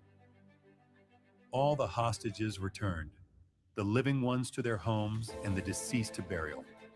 Ceasefire is stable, and the killings from both sides reduced by 99%. The United Nations Security Council approved the establishment of the Board of Peace chaired by President Donald Trump, a governing body dedicated to providing security, infrastructure, and homes for Gaza's people. Ushering in the new dawn for Gaza, the new Palestinian Technocratic Government of Gaza, the NCAG, was elected with consent of all parties, including the Palestinian factions, Israel, and the Arab countries. Rafah border crossing with Egypt was open. The NCAG will secure the disarmament of Gaza to ensure one authority, one law, and one weapon. The United States and its partners, in coordination with the World Bank, are pledging billions of dollars to rebuild Gaza. Safe areas are being established in Rafah and later across the Gaza Strip, where families can receive shelter, food, healthcare, and education. In Rafah, Gazans will build their first new city. The NCAG, with the Board of Peace, will expand development across the entire Strip, employing hundreds of thousands in reconstruction and business activity.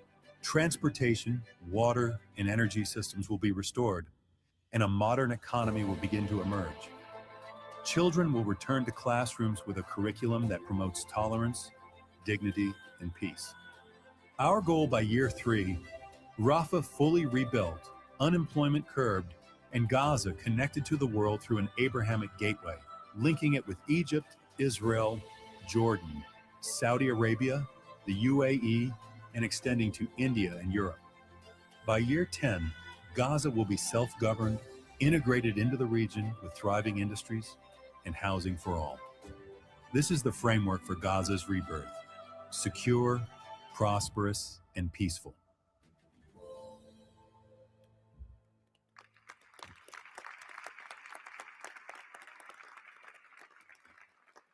It's amazing. Now we will hear from our distinguished leaders who are here today, beginning with the King of the Kingdom of Bahrain. You're welcome. President Trump, distinguished members of the Board of Peace, it is an honor to participate in this inaugural meeting of board convened by President Donald Trump. I take this opportunity to extend my heartfelt congratulations on this worthy and timely initiative. The meeting comes during the holy month of Ramadan, where we will pray to Almighty God that our endeavors will bring peace, security, prosperity to the world. As a founding member of the Board of Peace, the Kingdom of Bahrain recognizes and endorses the tremendous potential of this body, the extraordinary drive of its chairman, and his sincere efforts to unify nations in our common objective of fostering and enduring peace for the Middle East. We greatly appreciate President Trump's initiative in presenting the Gaza Peace Plan, and establishing this board is a vital platform for dialogue, action, and delivery. As we embark on this historic journey together, we urge all peace-loving nation organizations and groups to actively engage in the successful implementation of the second phase of the Gaza Peace Plan.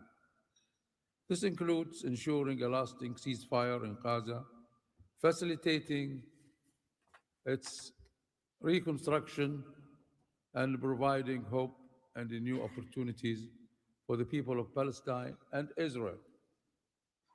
This inaugural meeting of the Board of Peace marks an extraordinary and pivotal chance to envision a new future to Gaza, one that emerges from the ruins of conflict to building a landscape of security, aspiration, hope, and opportunity for its people. And reaffirming our commitment to this vision, the Kingdom of Bahrain has contributed the funds towards the operations and administration of the Board of Peace, and today we announce our readiness to provide the necessary infrastructure and skills to establish an effective government digital services platform for Gaza. Our decision to join the Abraham Accord and enter into the CCBA agreement with the United States reflects our commitment to advancing peace and stability in the Middle East. The United States' historic and ongoing presence in our region has served as a positive force for stability, and we remain dedicated to strengthening our partnership. We look forward with optimism to working with the Board of Peace and all of our international partners who share our ambitions for a brighter future for all. Thank you, Mr. President.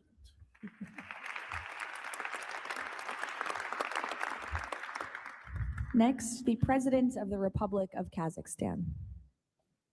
Dear Mr. President, ladies and gentlemen, our meeting here at the Donald Trump U.S. Institute of Peace comes at a moment when decisive and pragmatic actions matter most.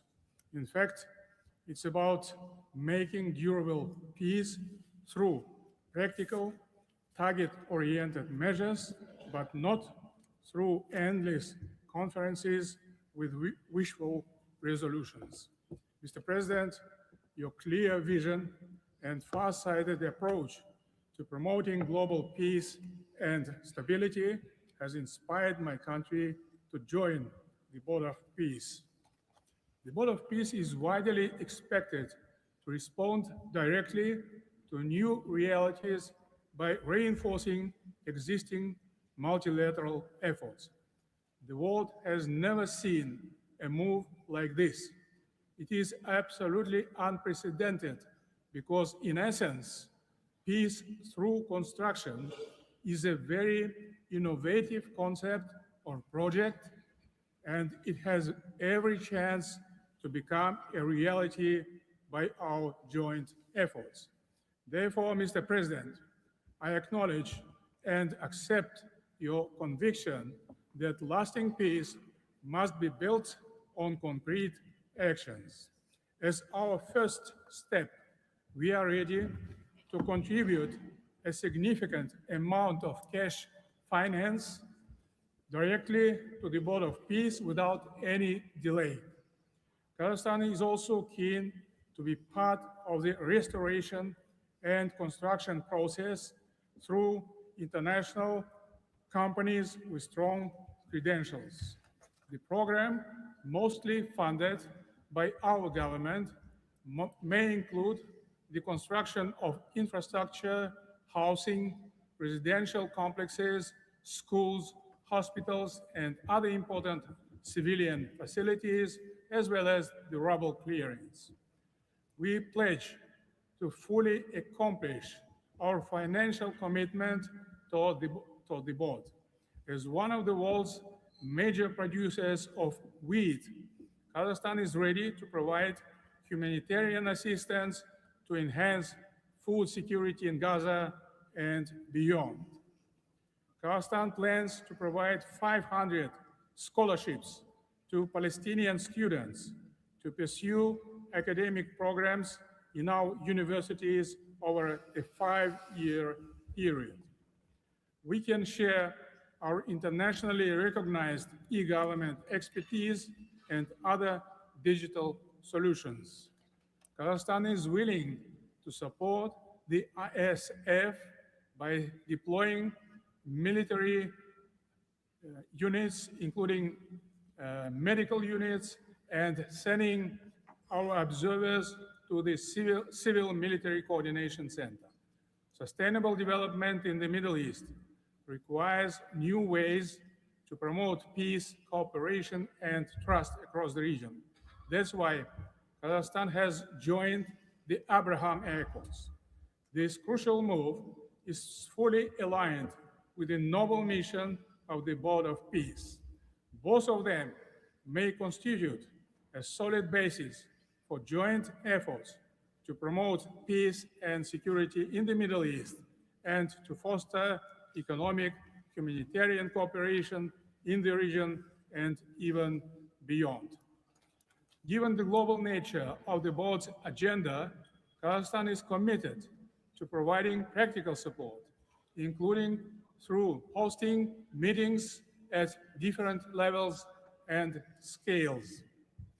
I also would like to propose to establish a special President Trump's Award of the Board of Peace to recognize his outstanding peace-building efforts and achievements.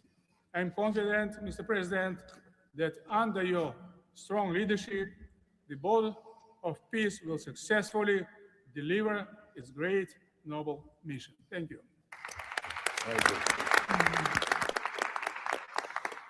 Next, the President of the Republic of Uzbekistan.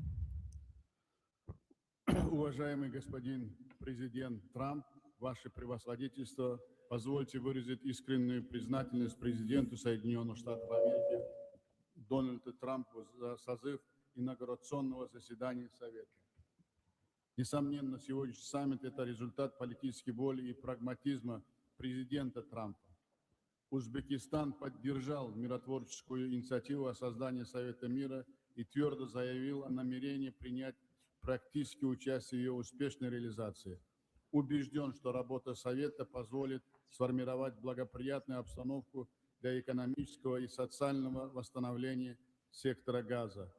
При этом любой механизм внешнего управления должен непременно опираться на внутреннюю поддержку населения сектора. Скоординированные усилия всех сторон позволят обеспечить устойчивость постконфликтного процесса и создание условий для скорейшего восстановления Газы. Подчеркну, что Узбекистан готов внести посильный вклад в возведение жилых домов, детских садов, школ и больниц. Уважаемые друзья, символично, что нынешний саммит проходит в Институте мира имени Дональда Трампа. Наша встреча является ярким проявлением международной солидарности, миротворчества и общего стремления к улучшению ситуации на Ближнем Востоке. Мы должны использовать эту историческую возможность для построения новой Газы с процветающей экономикой и достойным условием жизни для всего населения. Благодарю за внимание.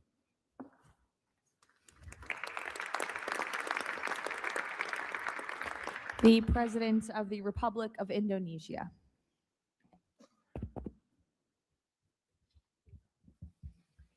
President Trump, distinguished delegates, Indonesia, from the first day that we studied President Trump's 20-point plan, we completely agree and we are fully committed to this plan, and that is why we joined the Board of Peace. We are committed to its success. We know there will be a lot of obstacles, there will be a lot of difficulties, but we are very optimistic with the leadership of President Trump. This vision of real peace will be achieved. There will be problems, but we will prevail. We will achieve our dream of peace in Palestine, peace, a lasting and peaceful solution for the Palestinian problem and in Gaza. The achievements of the ceasefire is real. We commend this, and therefore we reaffirm our commitment to contribute significant number of troops, up to 8,000 or more if necessary. We are prepared to contribute the troops to take part actively in the international stabilization force to make this peace work. Thank you very much.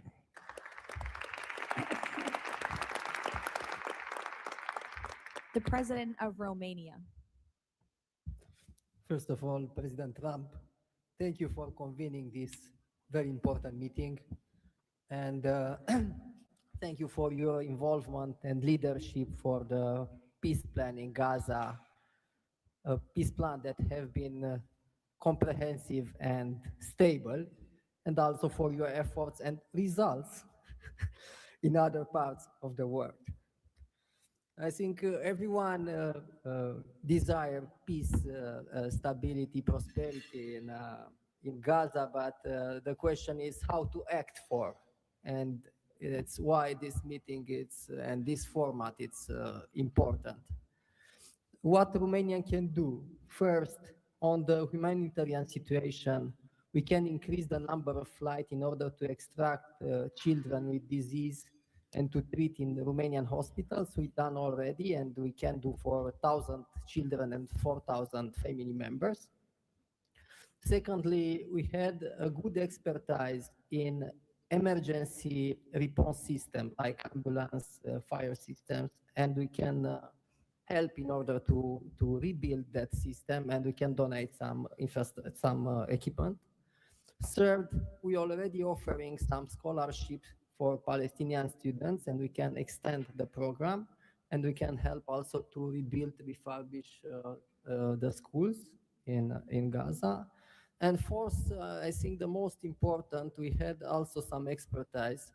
We can help to rebuild the institutions like police, like justice, like public administration. We have done that in other parts of the world, so we have some expertise. We can contribute with experts, with trainers. And also it's important to say that we have traditionally good relation with Jewish people and with the Palestinian people, so it will help. So we can count on us. Thank you. The Prime Minister of the Republic of Albania. Thank you for inviting me to be part of this journey, Mr. President. The fully aligned bipartisan vote of support this initiative received in our parliament speaks for itself about how honored Albania is to be a founding member of this new organization. Many in Europe say the Board of Peace is meant to substitute the United Nations. It does not look to me like an attempt to replace the UN, but if it helps shake that agonizing giant and inshallah wake it up, then God bless the Board of Peace. Mr. President, we commend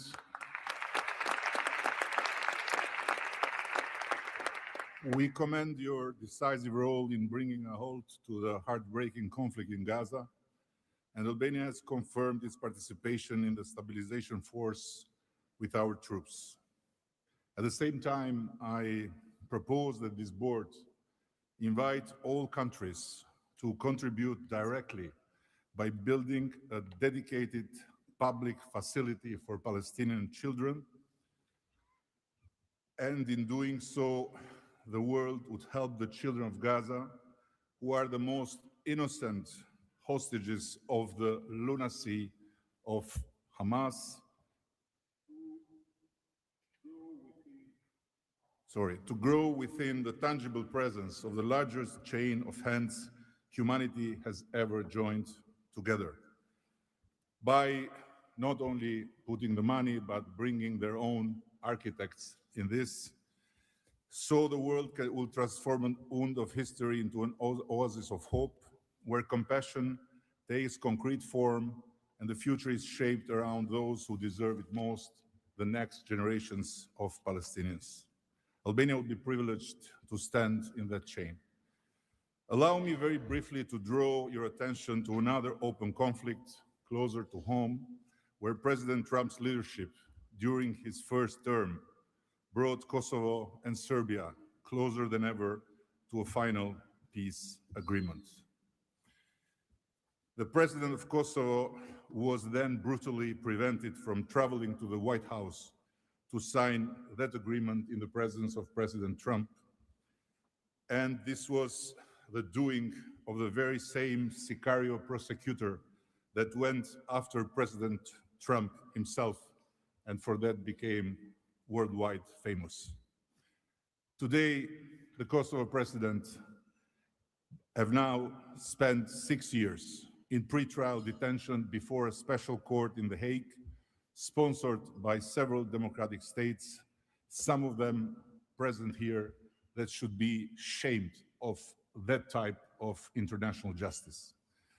Just last week, Mr. President, another prosecutor funded by this great country and its taxpayers requested 45 years of imprisonment for him, a request that sent shockwave of humiliation through an entire peace-seeking nation. At this moment, only a few months stand between a man who rose from resistance to ethnic cleansing to become a peacemaker and the potentially devastating outcome in a court that has so far failed at every step to uphold the standards of democratic justice. For the sake of God, Mr. President, let's do something before, as you say, very bad things might happen again. And again, thank you so much for including Albania in this noble initiative by bringing close friends of Israel and of the Arab countries. We very much hope to be an added value in your amazing vision.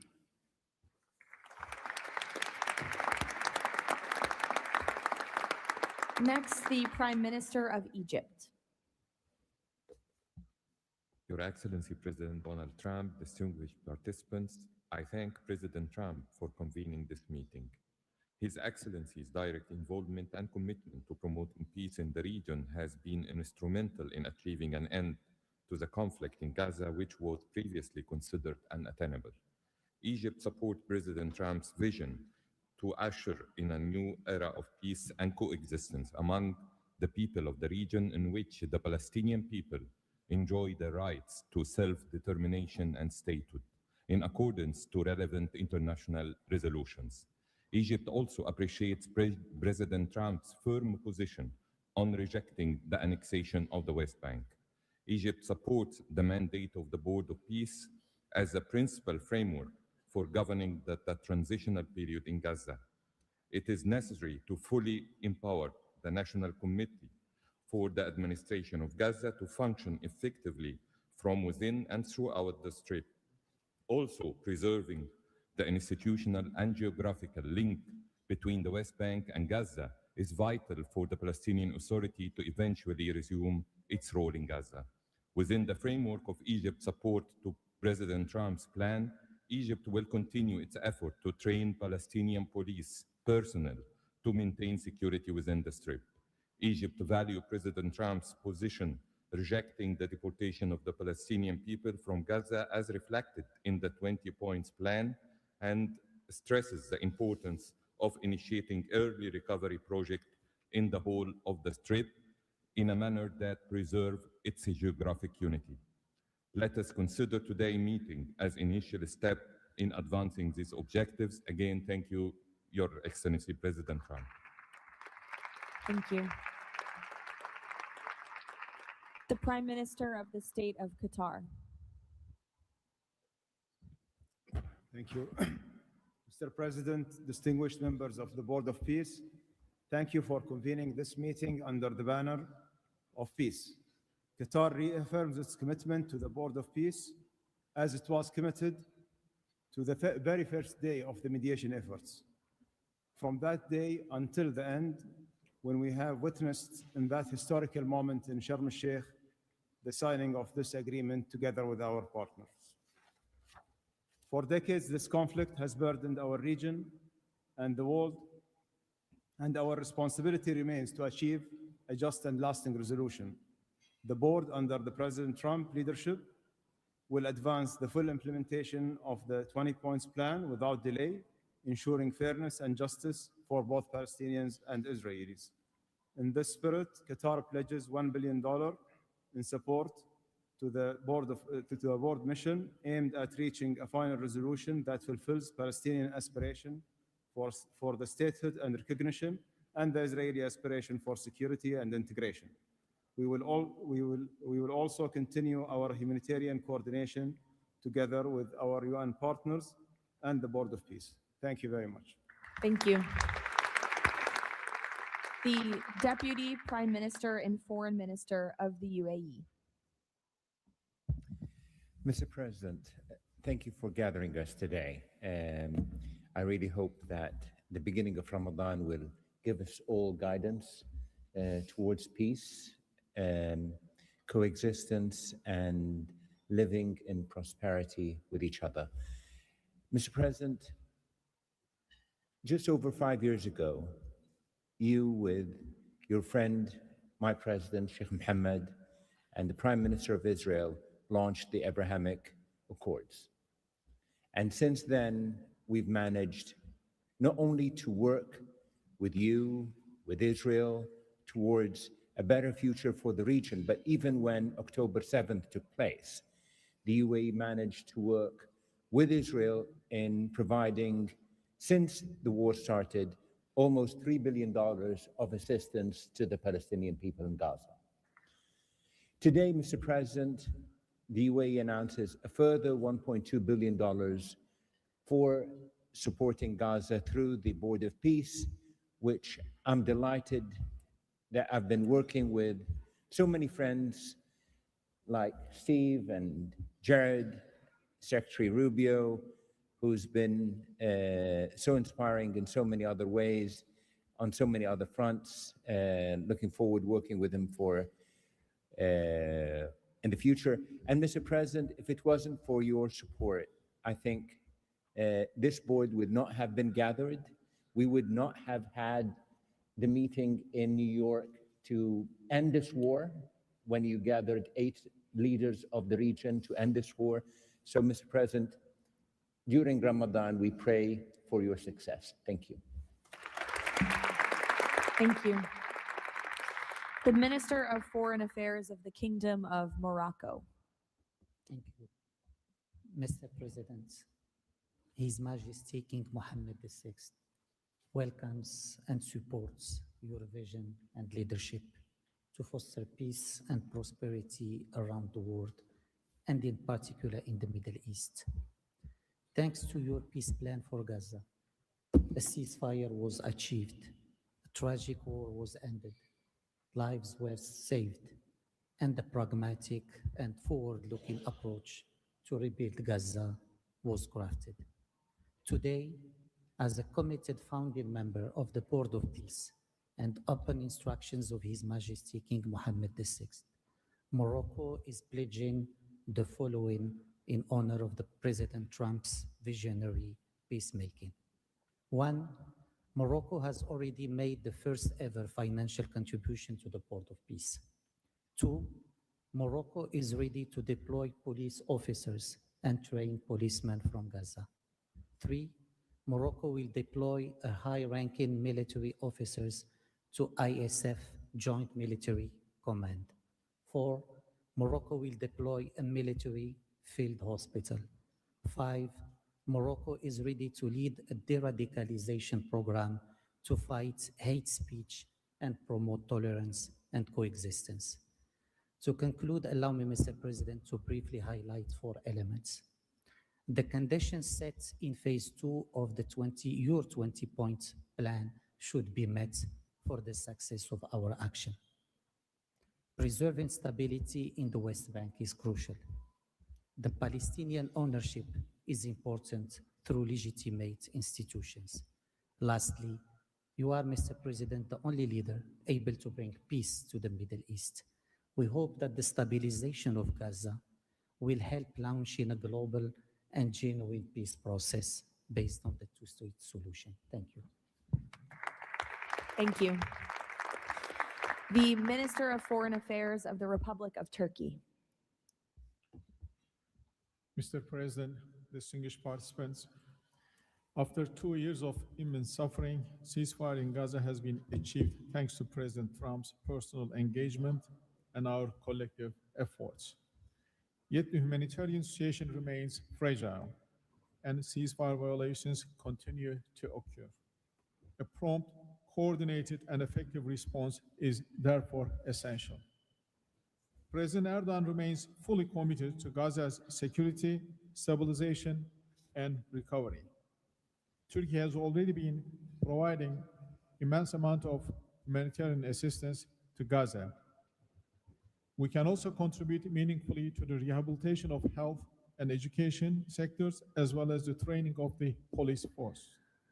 In addition, we are prepared to provide troops to the International Stabilization Force.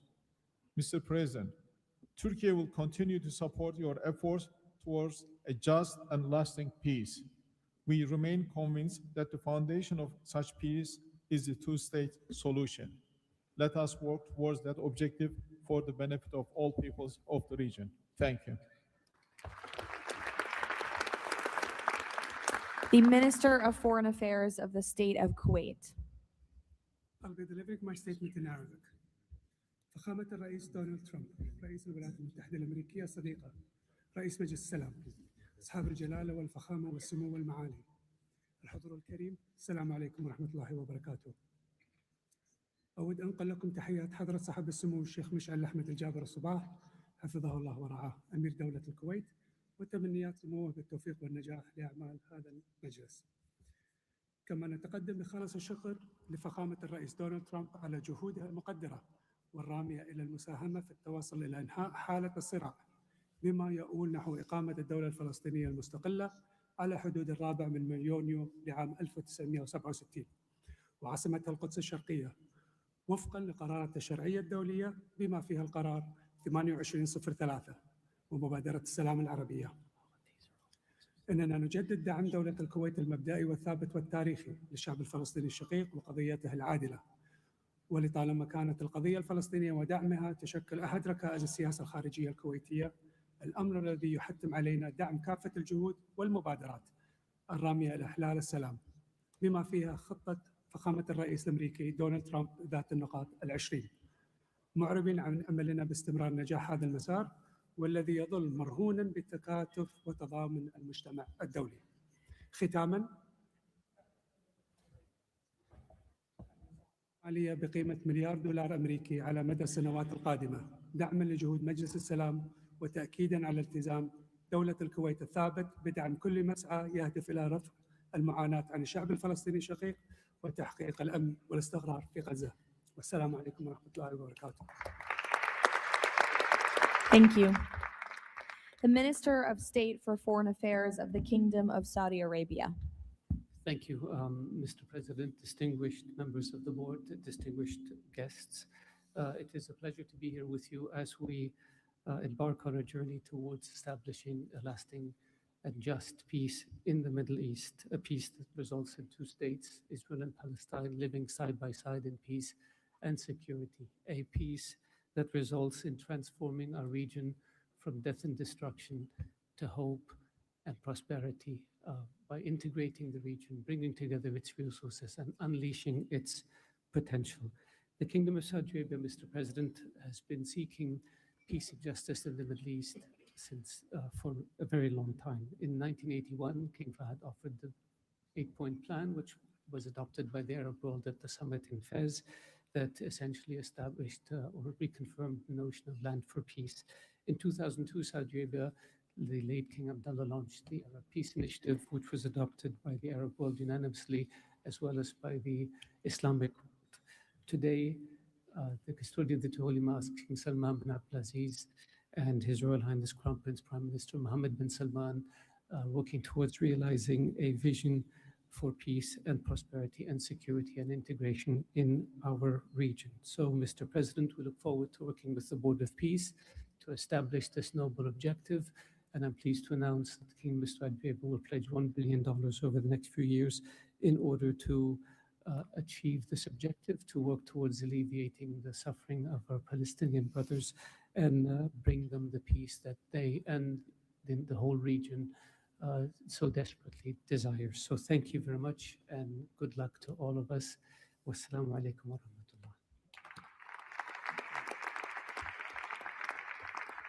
I know there were a few more leaders who wanted to quickly share a few words, so we will go to the President of the Argentine Republic, Milei.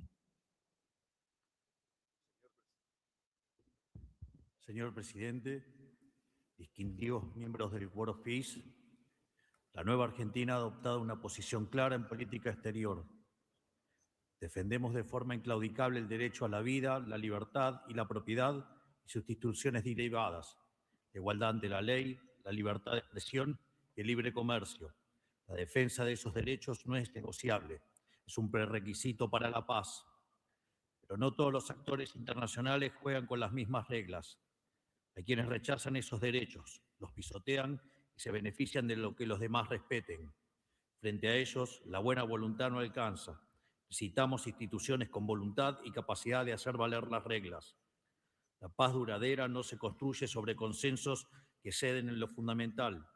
Se construye sobre la determinación de defenderlo. Si vis pacem, para bellum. La Argentina participa de este Consejo con la convicción de que la paz exige decisión política y una arquitectura institucional capaz de sostener soluciones reales en el tiempo. El presidente Trump ha predicado con el ejemplo, mediando el acuerdo de paz en Gaza, acuerdo que luego ratificó la resolución 2803 del Consejo de Seguridad de las Naciones Unidas. El Consejo de la Paz nace como expresión de ese liderazgo, con el mandato de ejecutar un plan de pacificación y reconstrucción, y los mecanismos para hacerlo, entre ellos una fuerza internacional de estabilización. En esta etapa inicial, Argentina está lista para contribuir. Ponemos a disposición la colaboración de nuestros cascos blancos. Nuestra trayectoria en operaciones de paz es un capital probado que ponemos al servicio de la fuerza de estabilización. Creemos en una diplomacia que asume riesgos para alcanzar la paz. Creemos en el liderazgo que enfrenta desafíos complejos con determinación, como el del presidente Trump.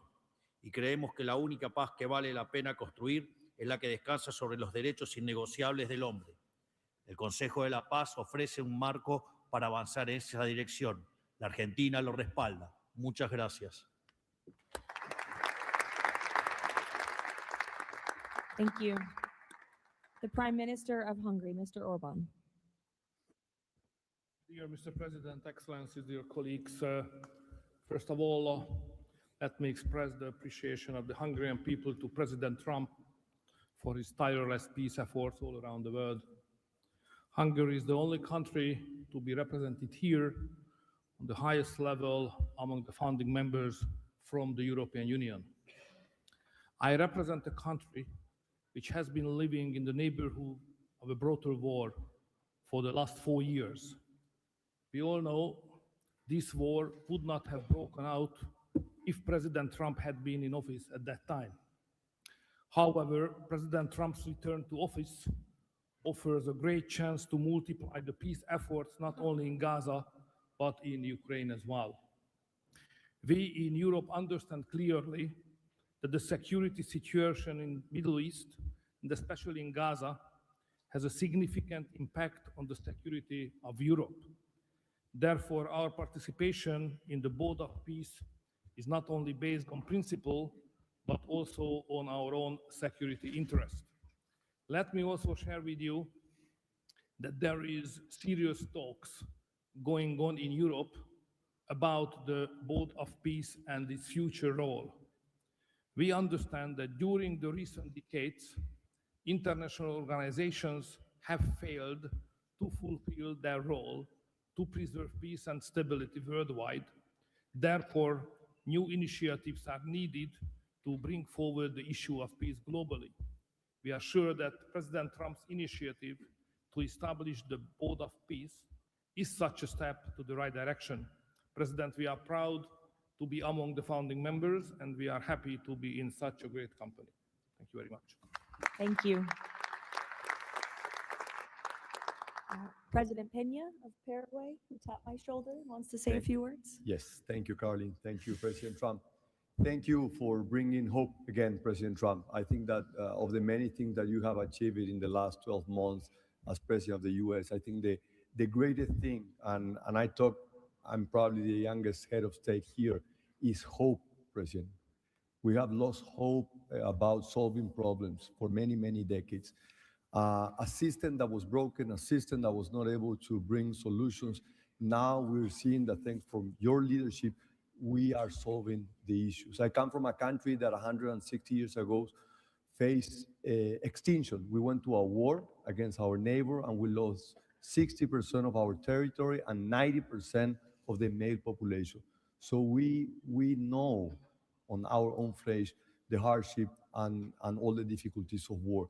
That's why Paraguay is so proud to be a founding member of the Board of Peace. And we're here to collaborate. Maybe we are not going to be the country that's going to bring the more money or the more security forces, but I think that there is a lot that all of the countries can bring to the table to solve these issues. Paraguay, together with a handful of countries, have been supporting Israel, and we will continue to do so. But we come here with an open heart to work for peace. And today is Gaza, tomorrow will be another conflict area in the world, but we need to solve each of all these conflicts, and I really appreciate the leadership that you have taken, President. Paraguay stand ready to collaborate next to you. We're gonna continue to support the US initiative. Probably the only day that we're not gonna be able to support the USA is gonna be on June 12th, because Paraguay is gonna be facing the US in the World Cup. Thank you very much. Thank you. The Minister of Foreign Affairs of the State of Israel, please. Thank you. President Trump, this is an important day. Your historic actions have proven time and again. You are a leader who takes initiative, forges new paths, and works toward a better future for the entire world.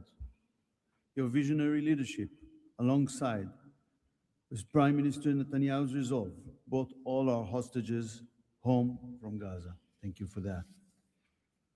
I'm proud to represent here the State of Israel that stood through such a difficult war for 2 years on 7 different fronts, demonstrating resilience and strength.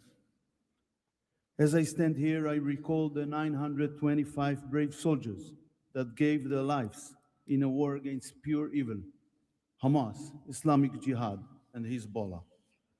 These are the best people. To them, we owe our existence and all our achievements. They will not be forgotten. I think of them and their families who paid the heaviest price. Since Hamas violently took over Gaza in 2007, it built the largest terror state in the world with huge terror infrastructure above and below ground. October 7 was the peak of Hamas' ongoing terror campaign through decades. Hamas raped and murdered women, killed children in front of their parents and parents in front of their children, burned whole families alive. That terrible day will not be forgotten, and we must act to ensure it never repeats itself. Distinguished leaders, our previous plans for Gaza failed because they never addressed the core issues: terror, hate, incitement, and indoctrination. At the heart of President Trump's comprehensive plan are the disarmament of Hamas and Islamic Jihad, demilitarization of Gaza Strip, and de-radicalization of Palestinian society there. It's the first plan to address the root of the problem. We support it and are working and will work toward its success. As Mr. Mladenov emphasized, Hamas must be disarmed. That includes all its weapons, its terror infrastructure, underground tunnel network, and weapons production facilities must all be dismantled. As the plan emphasized, there must be a fundamental de-radicalization process. The infrastructure that indoctrinates Palestinian children to hate and kill Jews in educational and religious institutes should no longer exist. All those are important not only for the Israelis. Gazans have lived under a terror regime for decades. The people of Gaza must be liberated from these terrorists.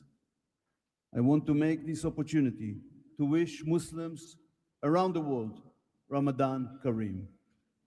Distinguished leaders, President Trump's visionary leadership creates, for the first time, an opportunity for a better future. On behalf of Israel, I say thank you, Mr. Trump. Thank you for your leadership. Thank you. Lastly, the Prime Minister of Pakistan.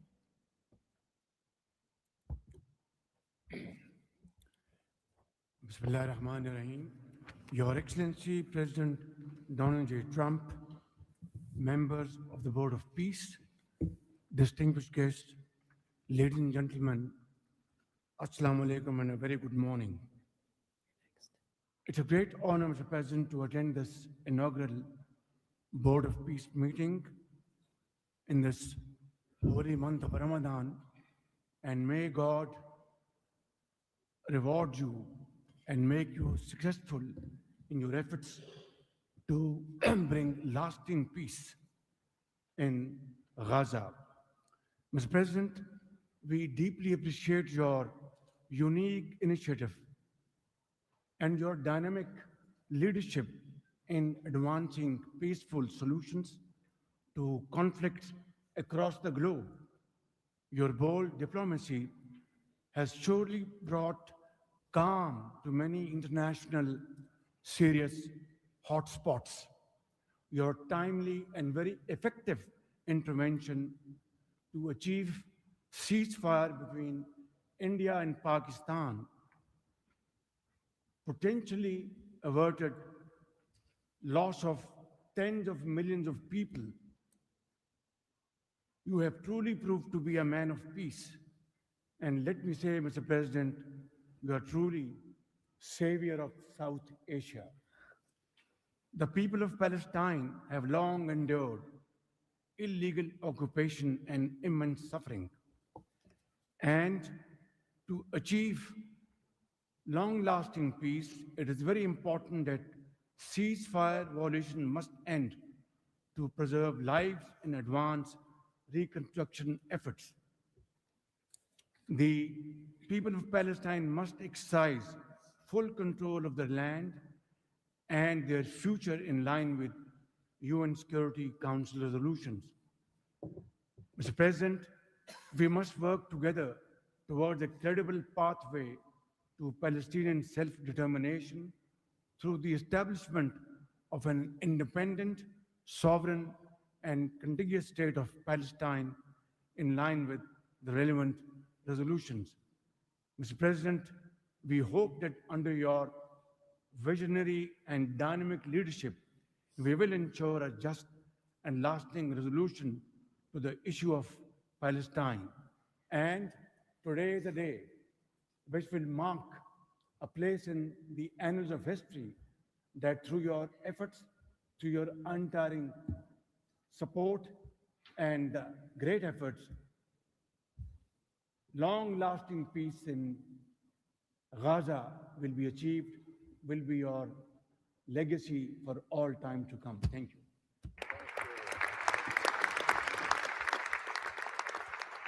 Thank you. We will now hear from the president of FIFA, Giovanni, to share more about FIFA's new partnership with the Board of Peace. Thank you, Caroline. dear President, distinguished leaders, dear friends, I just have 3 quick points I want to mention now. Football, that's the first point, football or soccer as it is called, here is the world's universal language. It is spoken by 6 billion people, 6 billion fans who have the same feelings. It's about hope, it's about joy, it's about happiness, it's about coming together, and it's about uniting the world. Mr. President will unite the world here this summer during the World Cup, but if we truly want to unite the world, we need peace, of course. And this brings me to the second point, because today we announce a true partnership between the Board of Peace and FIFA, and I'm very proud and very happy to announce this. After having heard your presentations in Davos, I was feeling that we need to help, we need to do something. Everyone has to support peace. Everyone in this room, Mr. President, everyone outside of this room who would like to be in this room has to support peace as well. We all have to contribute for this, and that's why FIFA wants to contribute, because we don't have to just rebuild houses or schools or hospital or roads. We also have to rebuild and build people, emotion, hope, and trust. And this is what football, my sport, is about. And the third point is that, of course, as you all know, images speak louder and better than words. So we prepared a short video, and you can watch this video. I invite you to look at it carefully. Thank you very much. God bless peace, and God bless the Board of Peace. Ramadan Kareem. Thank you.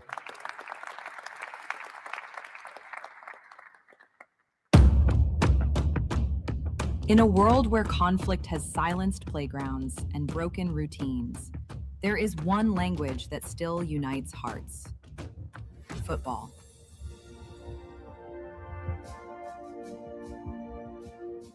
A simple ball, a shared field, a reason to believe again.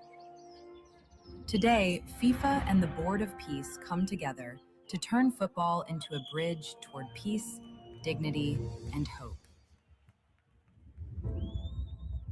Through this partnership, a complete football ecosystem will be created.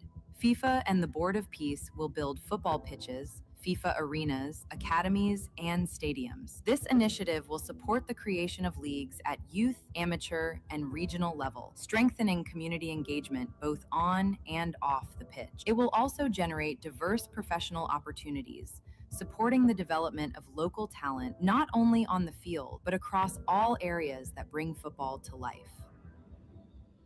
Football does more than create players and coaches. It rebuilds confidence, restores routine, reopens doors to education, teamwork, and belonging. Local communities take the lead. Parents, teachers, volunteers, youth leaders, all becoming part of a shared mission to heal, to rebuild, to move forward together. Around every pitch, new emotions and long-lasting memories emerge. Community matches, fan gatherings, youth education, and sport programs. New job opportunities appear to become coaches, players, sport doctors, administrators, events organizers. We will create football ecosystem with thousands of people to be involved and engaged constantly. Together, FIFA and the Board of Peace will build, in Gaza, 50 FIFA arena mini pitches with a cost of around $50,000 per unit. This represents a $2.5 million investment. 5 full-size pitches in 5 different districts at around $1 million per pitch. A FIFA academy with an estimated investment of $15 million. And a national stadium for 20,000 to 25,000 spectators, valued at around $50 million. These investments will create a complete football ecosystem designed to support communities and future generations. FIFA and the Board of Peace, united for football, committed to peace.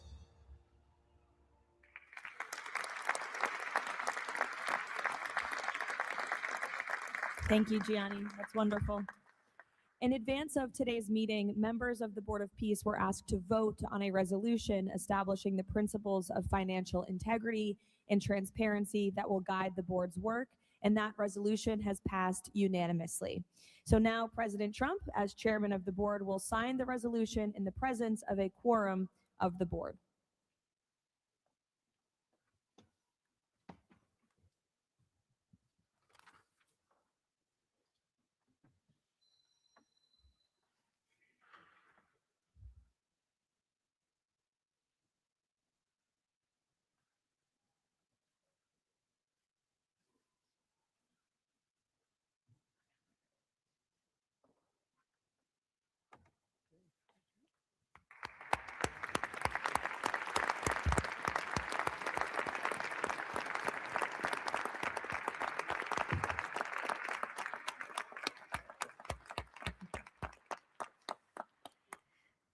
Now, while this is not a fundraiser, the Board of Peace has already inspired remarkable support from so many on this stage. As President Trump announced earlier, total pledges exceed $6.5 billion in relief and rebuilding in Gaza, and thousands of personnel have been committed to help preserve the ceasefire and secure enduring peace. I would like to ask the heads of the following delegations to join President Trump on stage as he signs the fundraising pledges: Albania, Azerbaijan, Bahrain, Egypt, Indonesia, Jordan, Kazakhstan, Kosovo, Kuwait, Morocco, Qatar, Saudi Arabia, the UAE, and Uzbekistan. Please join the president as he signs the fundraising pledges.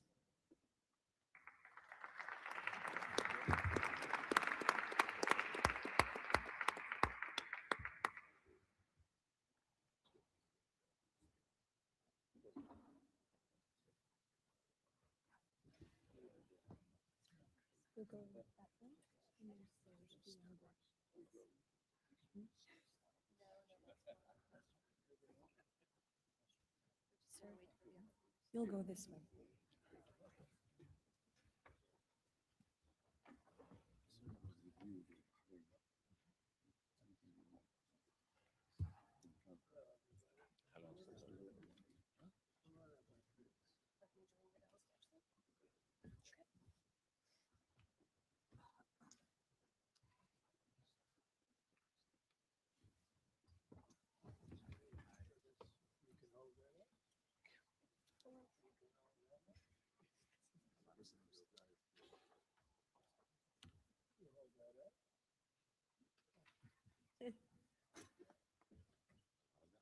Sure. All right.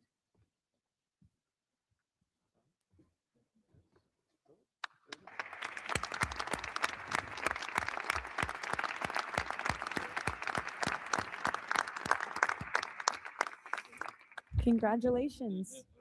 Now, President Trump, if you would like to say a few words to conclude, and then you have the honor of gaveling out the first ever Board of Peace meeting. Well, thank you very much, Caroline. And I will say that this has been, I think, will maybe be one of, if not the most important day of our careers. And we've had some pretty good careers up here, but this is something very special. And we're going to straighten out Gaza. We're going to make Gaza very successful and safe.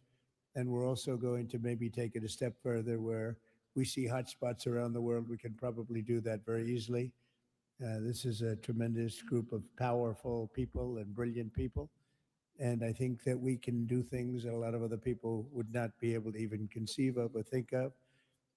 We will help Gaza. We will straighten it out. We will make it successful. We will make it peaceful. And we will do things like that in other spots. Spots will come up.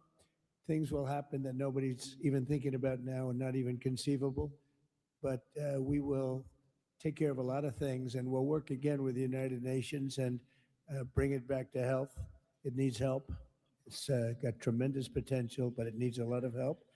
And I think we can start with doing that pretty soon, Michael. I think we're going to work on that very strongly.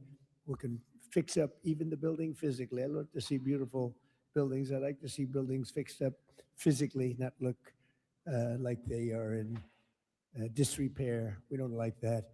So we're going to do a job with the United Nations. We're going to have some very good people, and you have some very good people there right now, but we're going to put some extra people in, and we're going to have it help us. But most importantly for today, the Board of Peace is going to lead the way in Gaza. We're going to make Gaza an example of success and safety and unity. and it's an honor that you're here. And I want to thank the media for being so respectful. You're really amazing. It's given the Board of Peace the respect it deserves. These are the most powerful people in the world, the richest people in the world through their countries. And they have made a tremendous commitment, and the United States likewise has made a tremendous commitment. Thank you to everybody for your involvement, and we look forward to working with you over the years for many, many reasons, many very, very good humanitarian reasons. Thank you all. Thank you very much. Thank you. Thank you. Thank you. Thank you, everybody. Ready? Thank you. We'll take it with us. Thank you, everybody.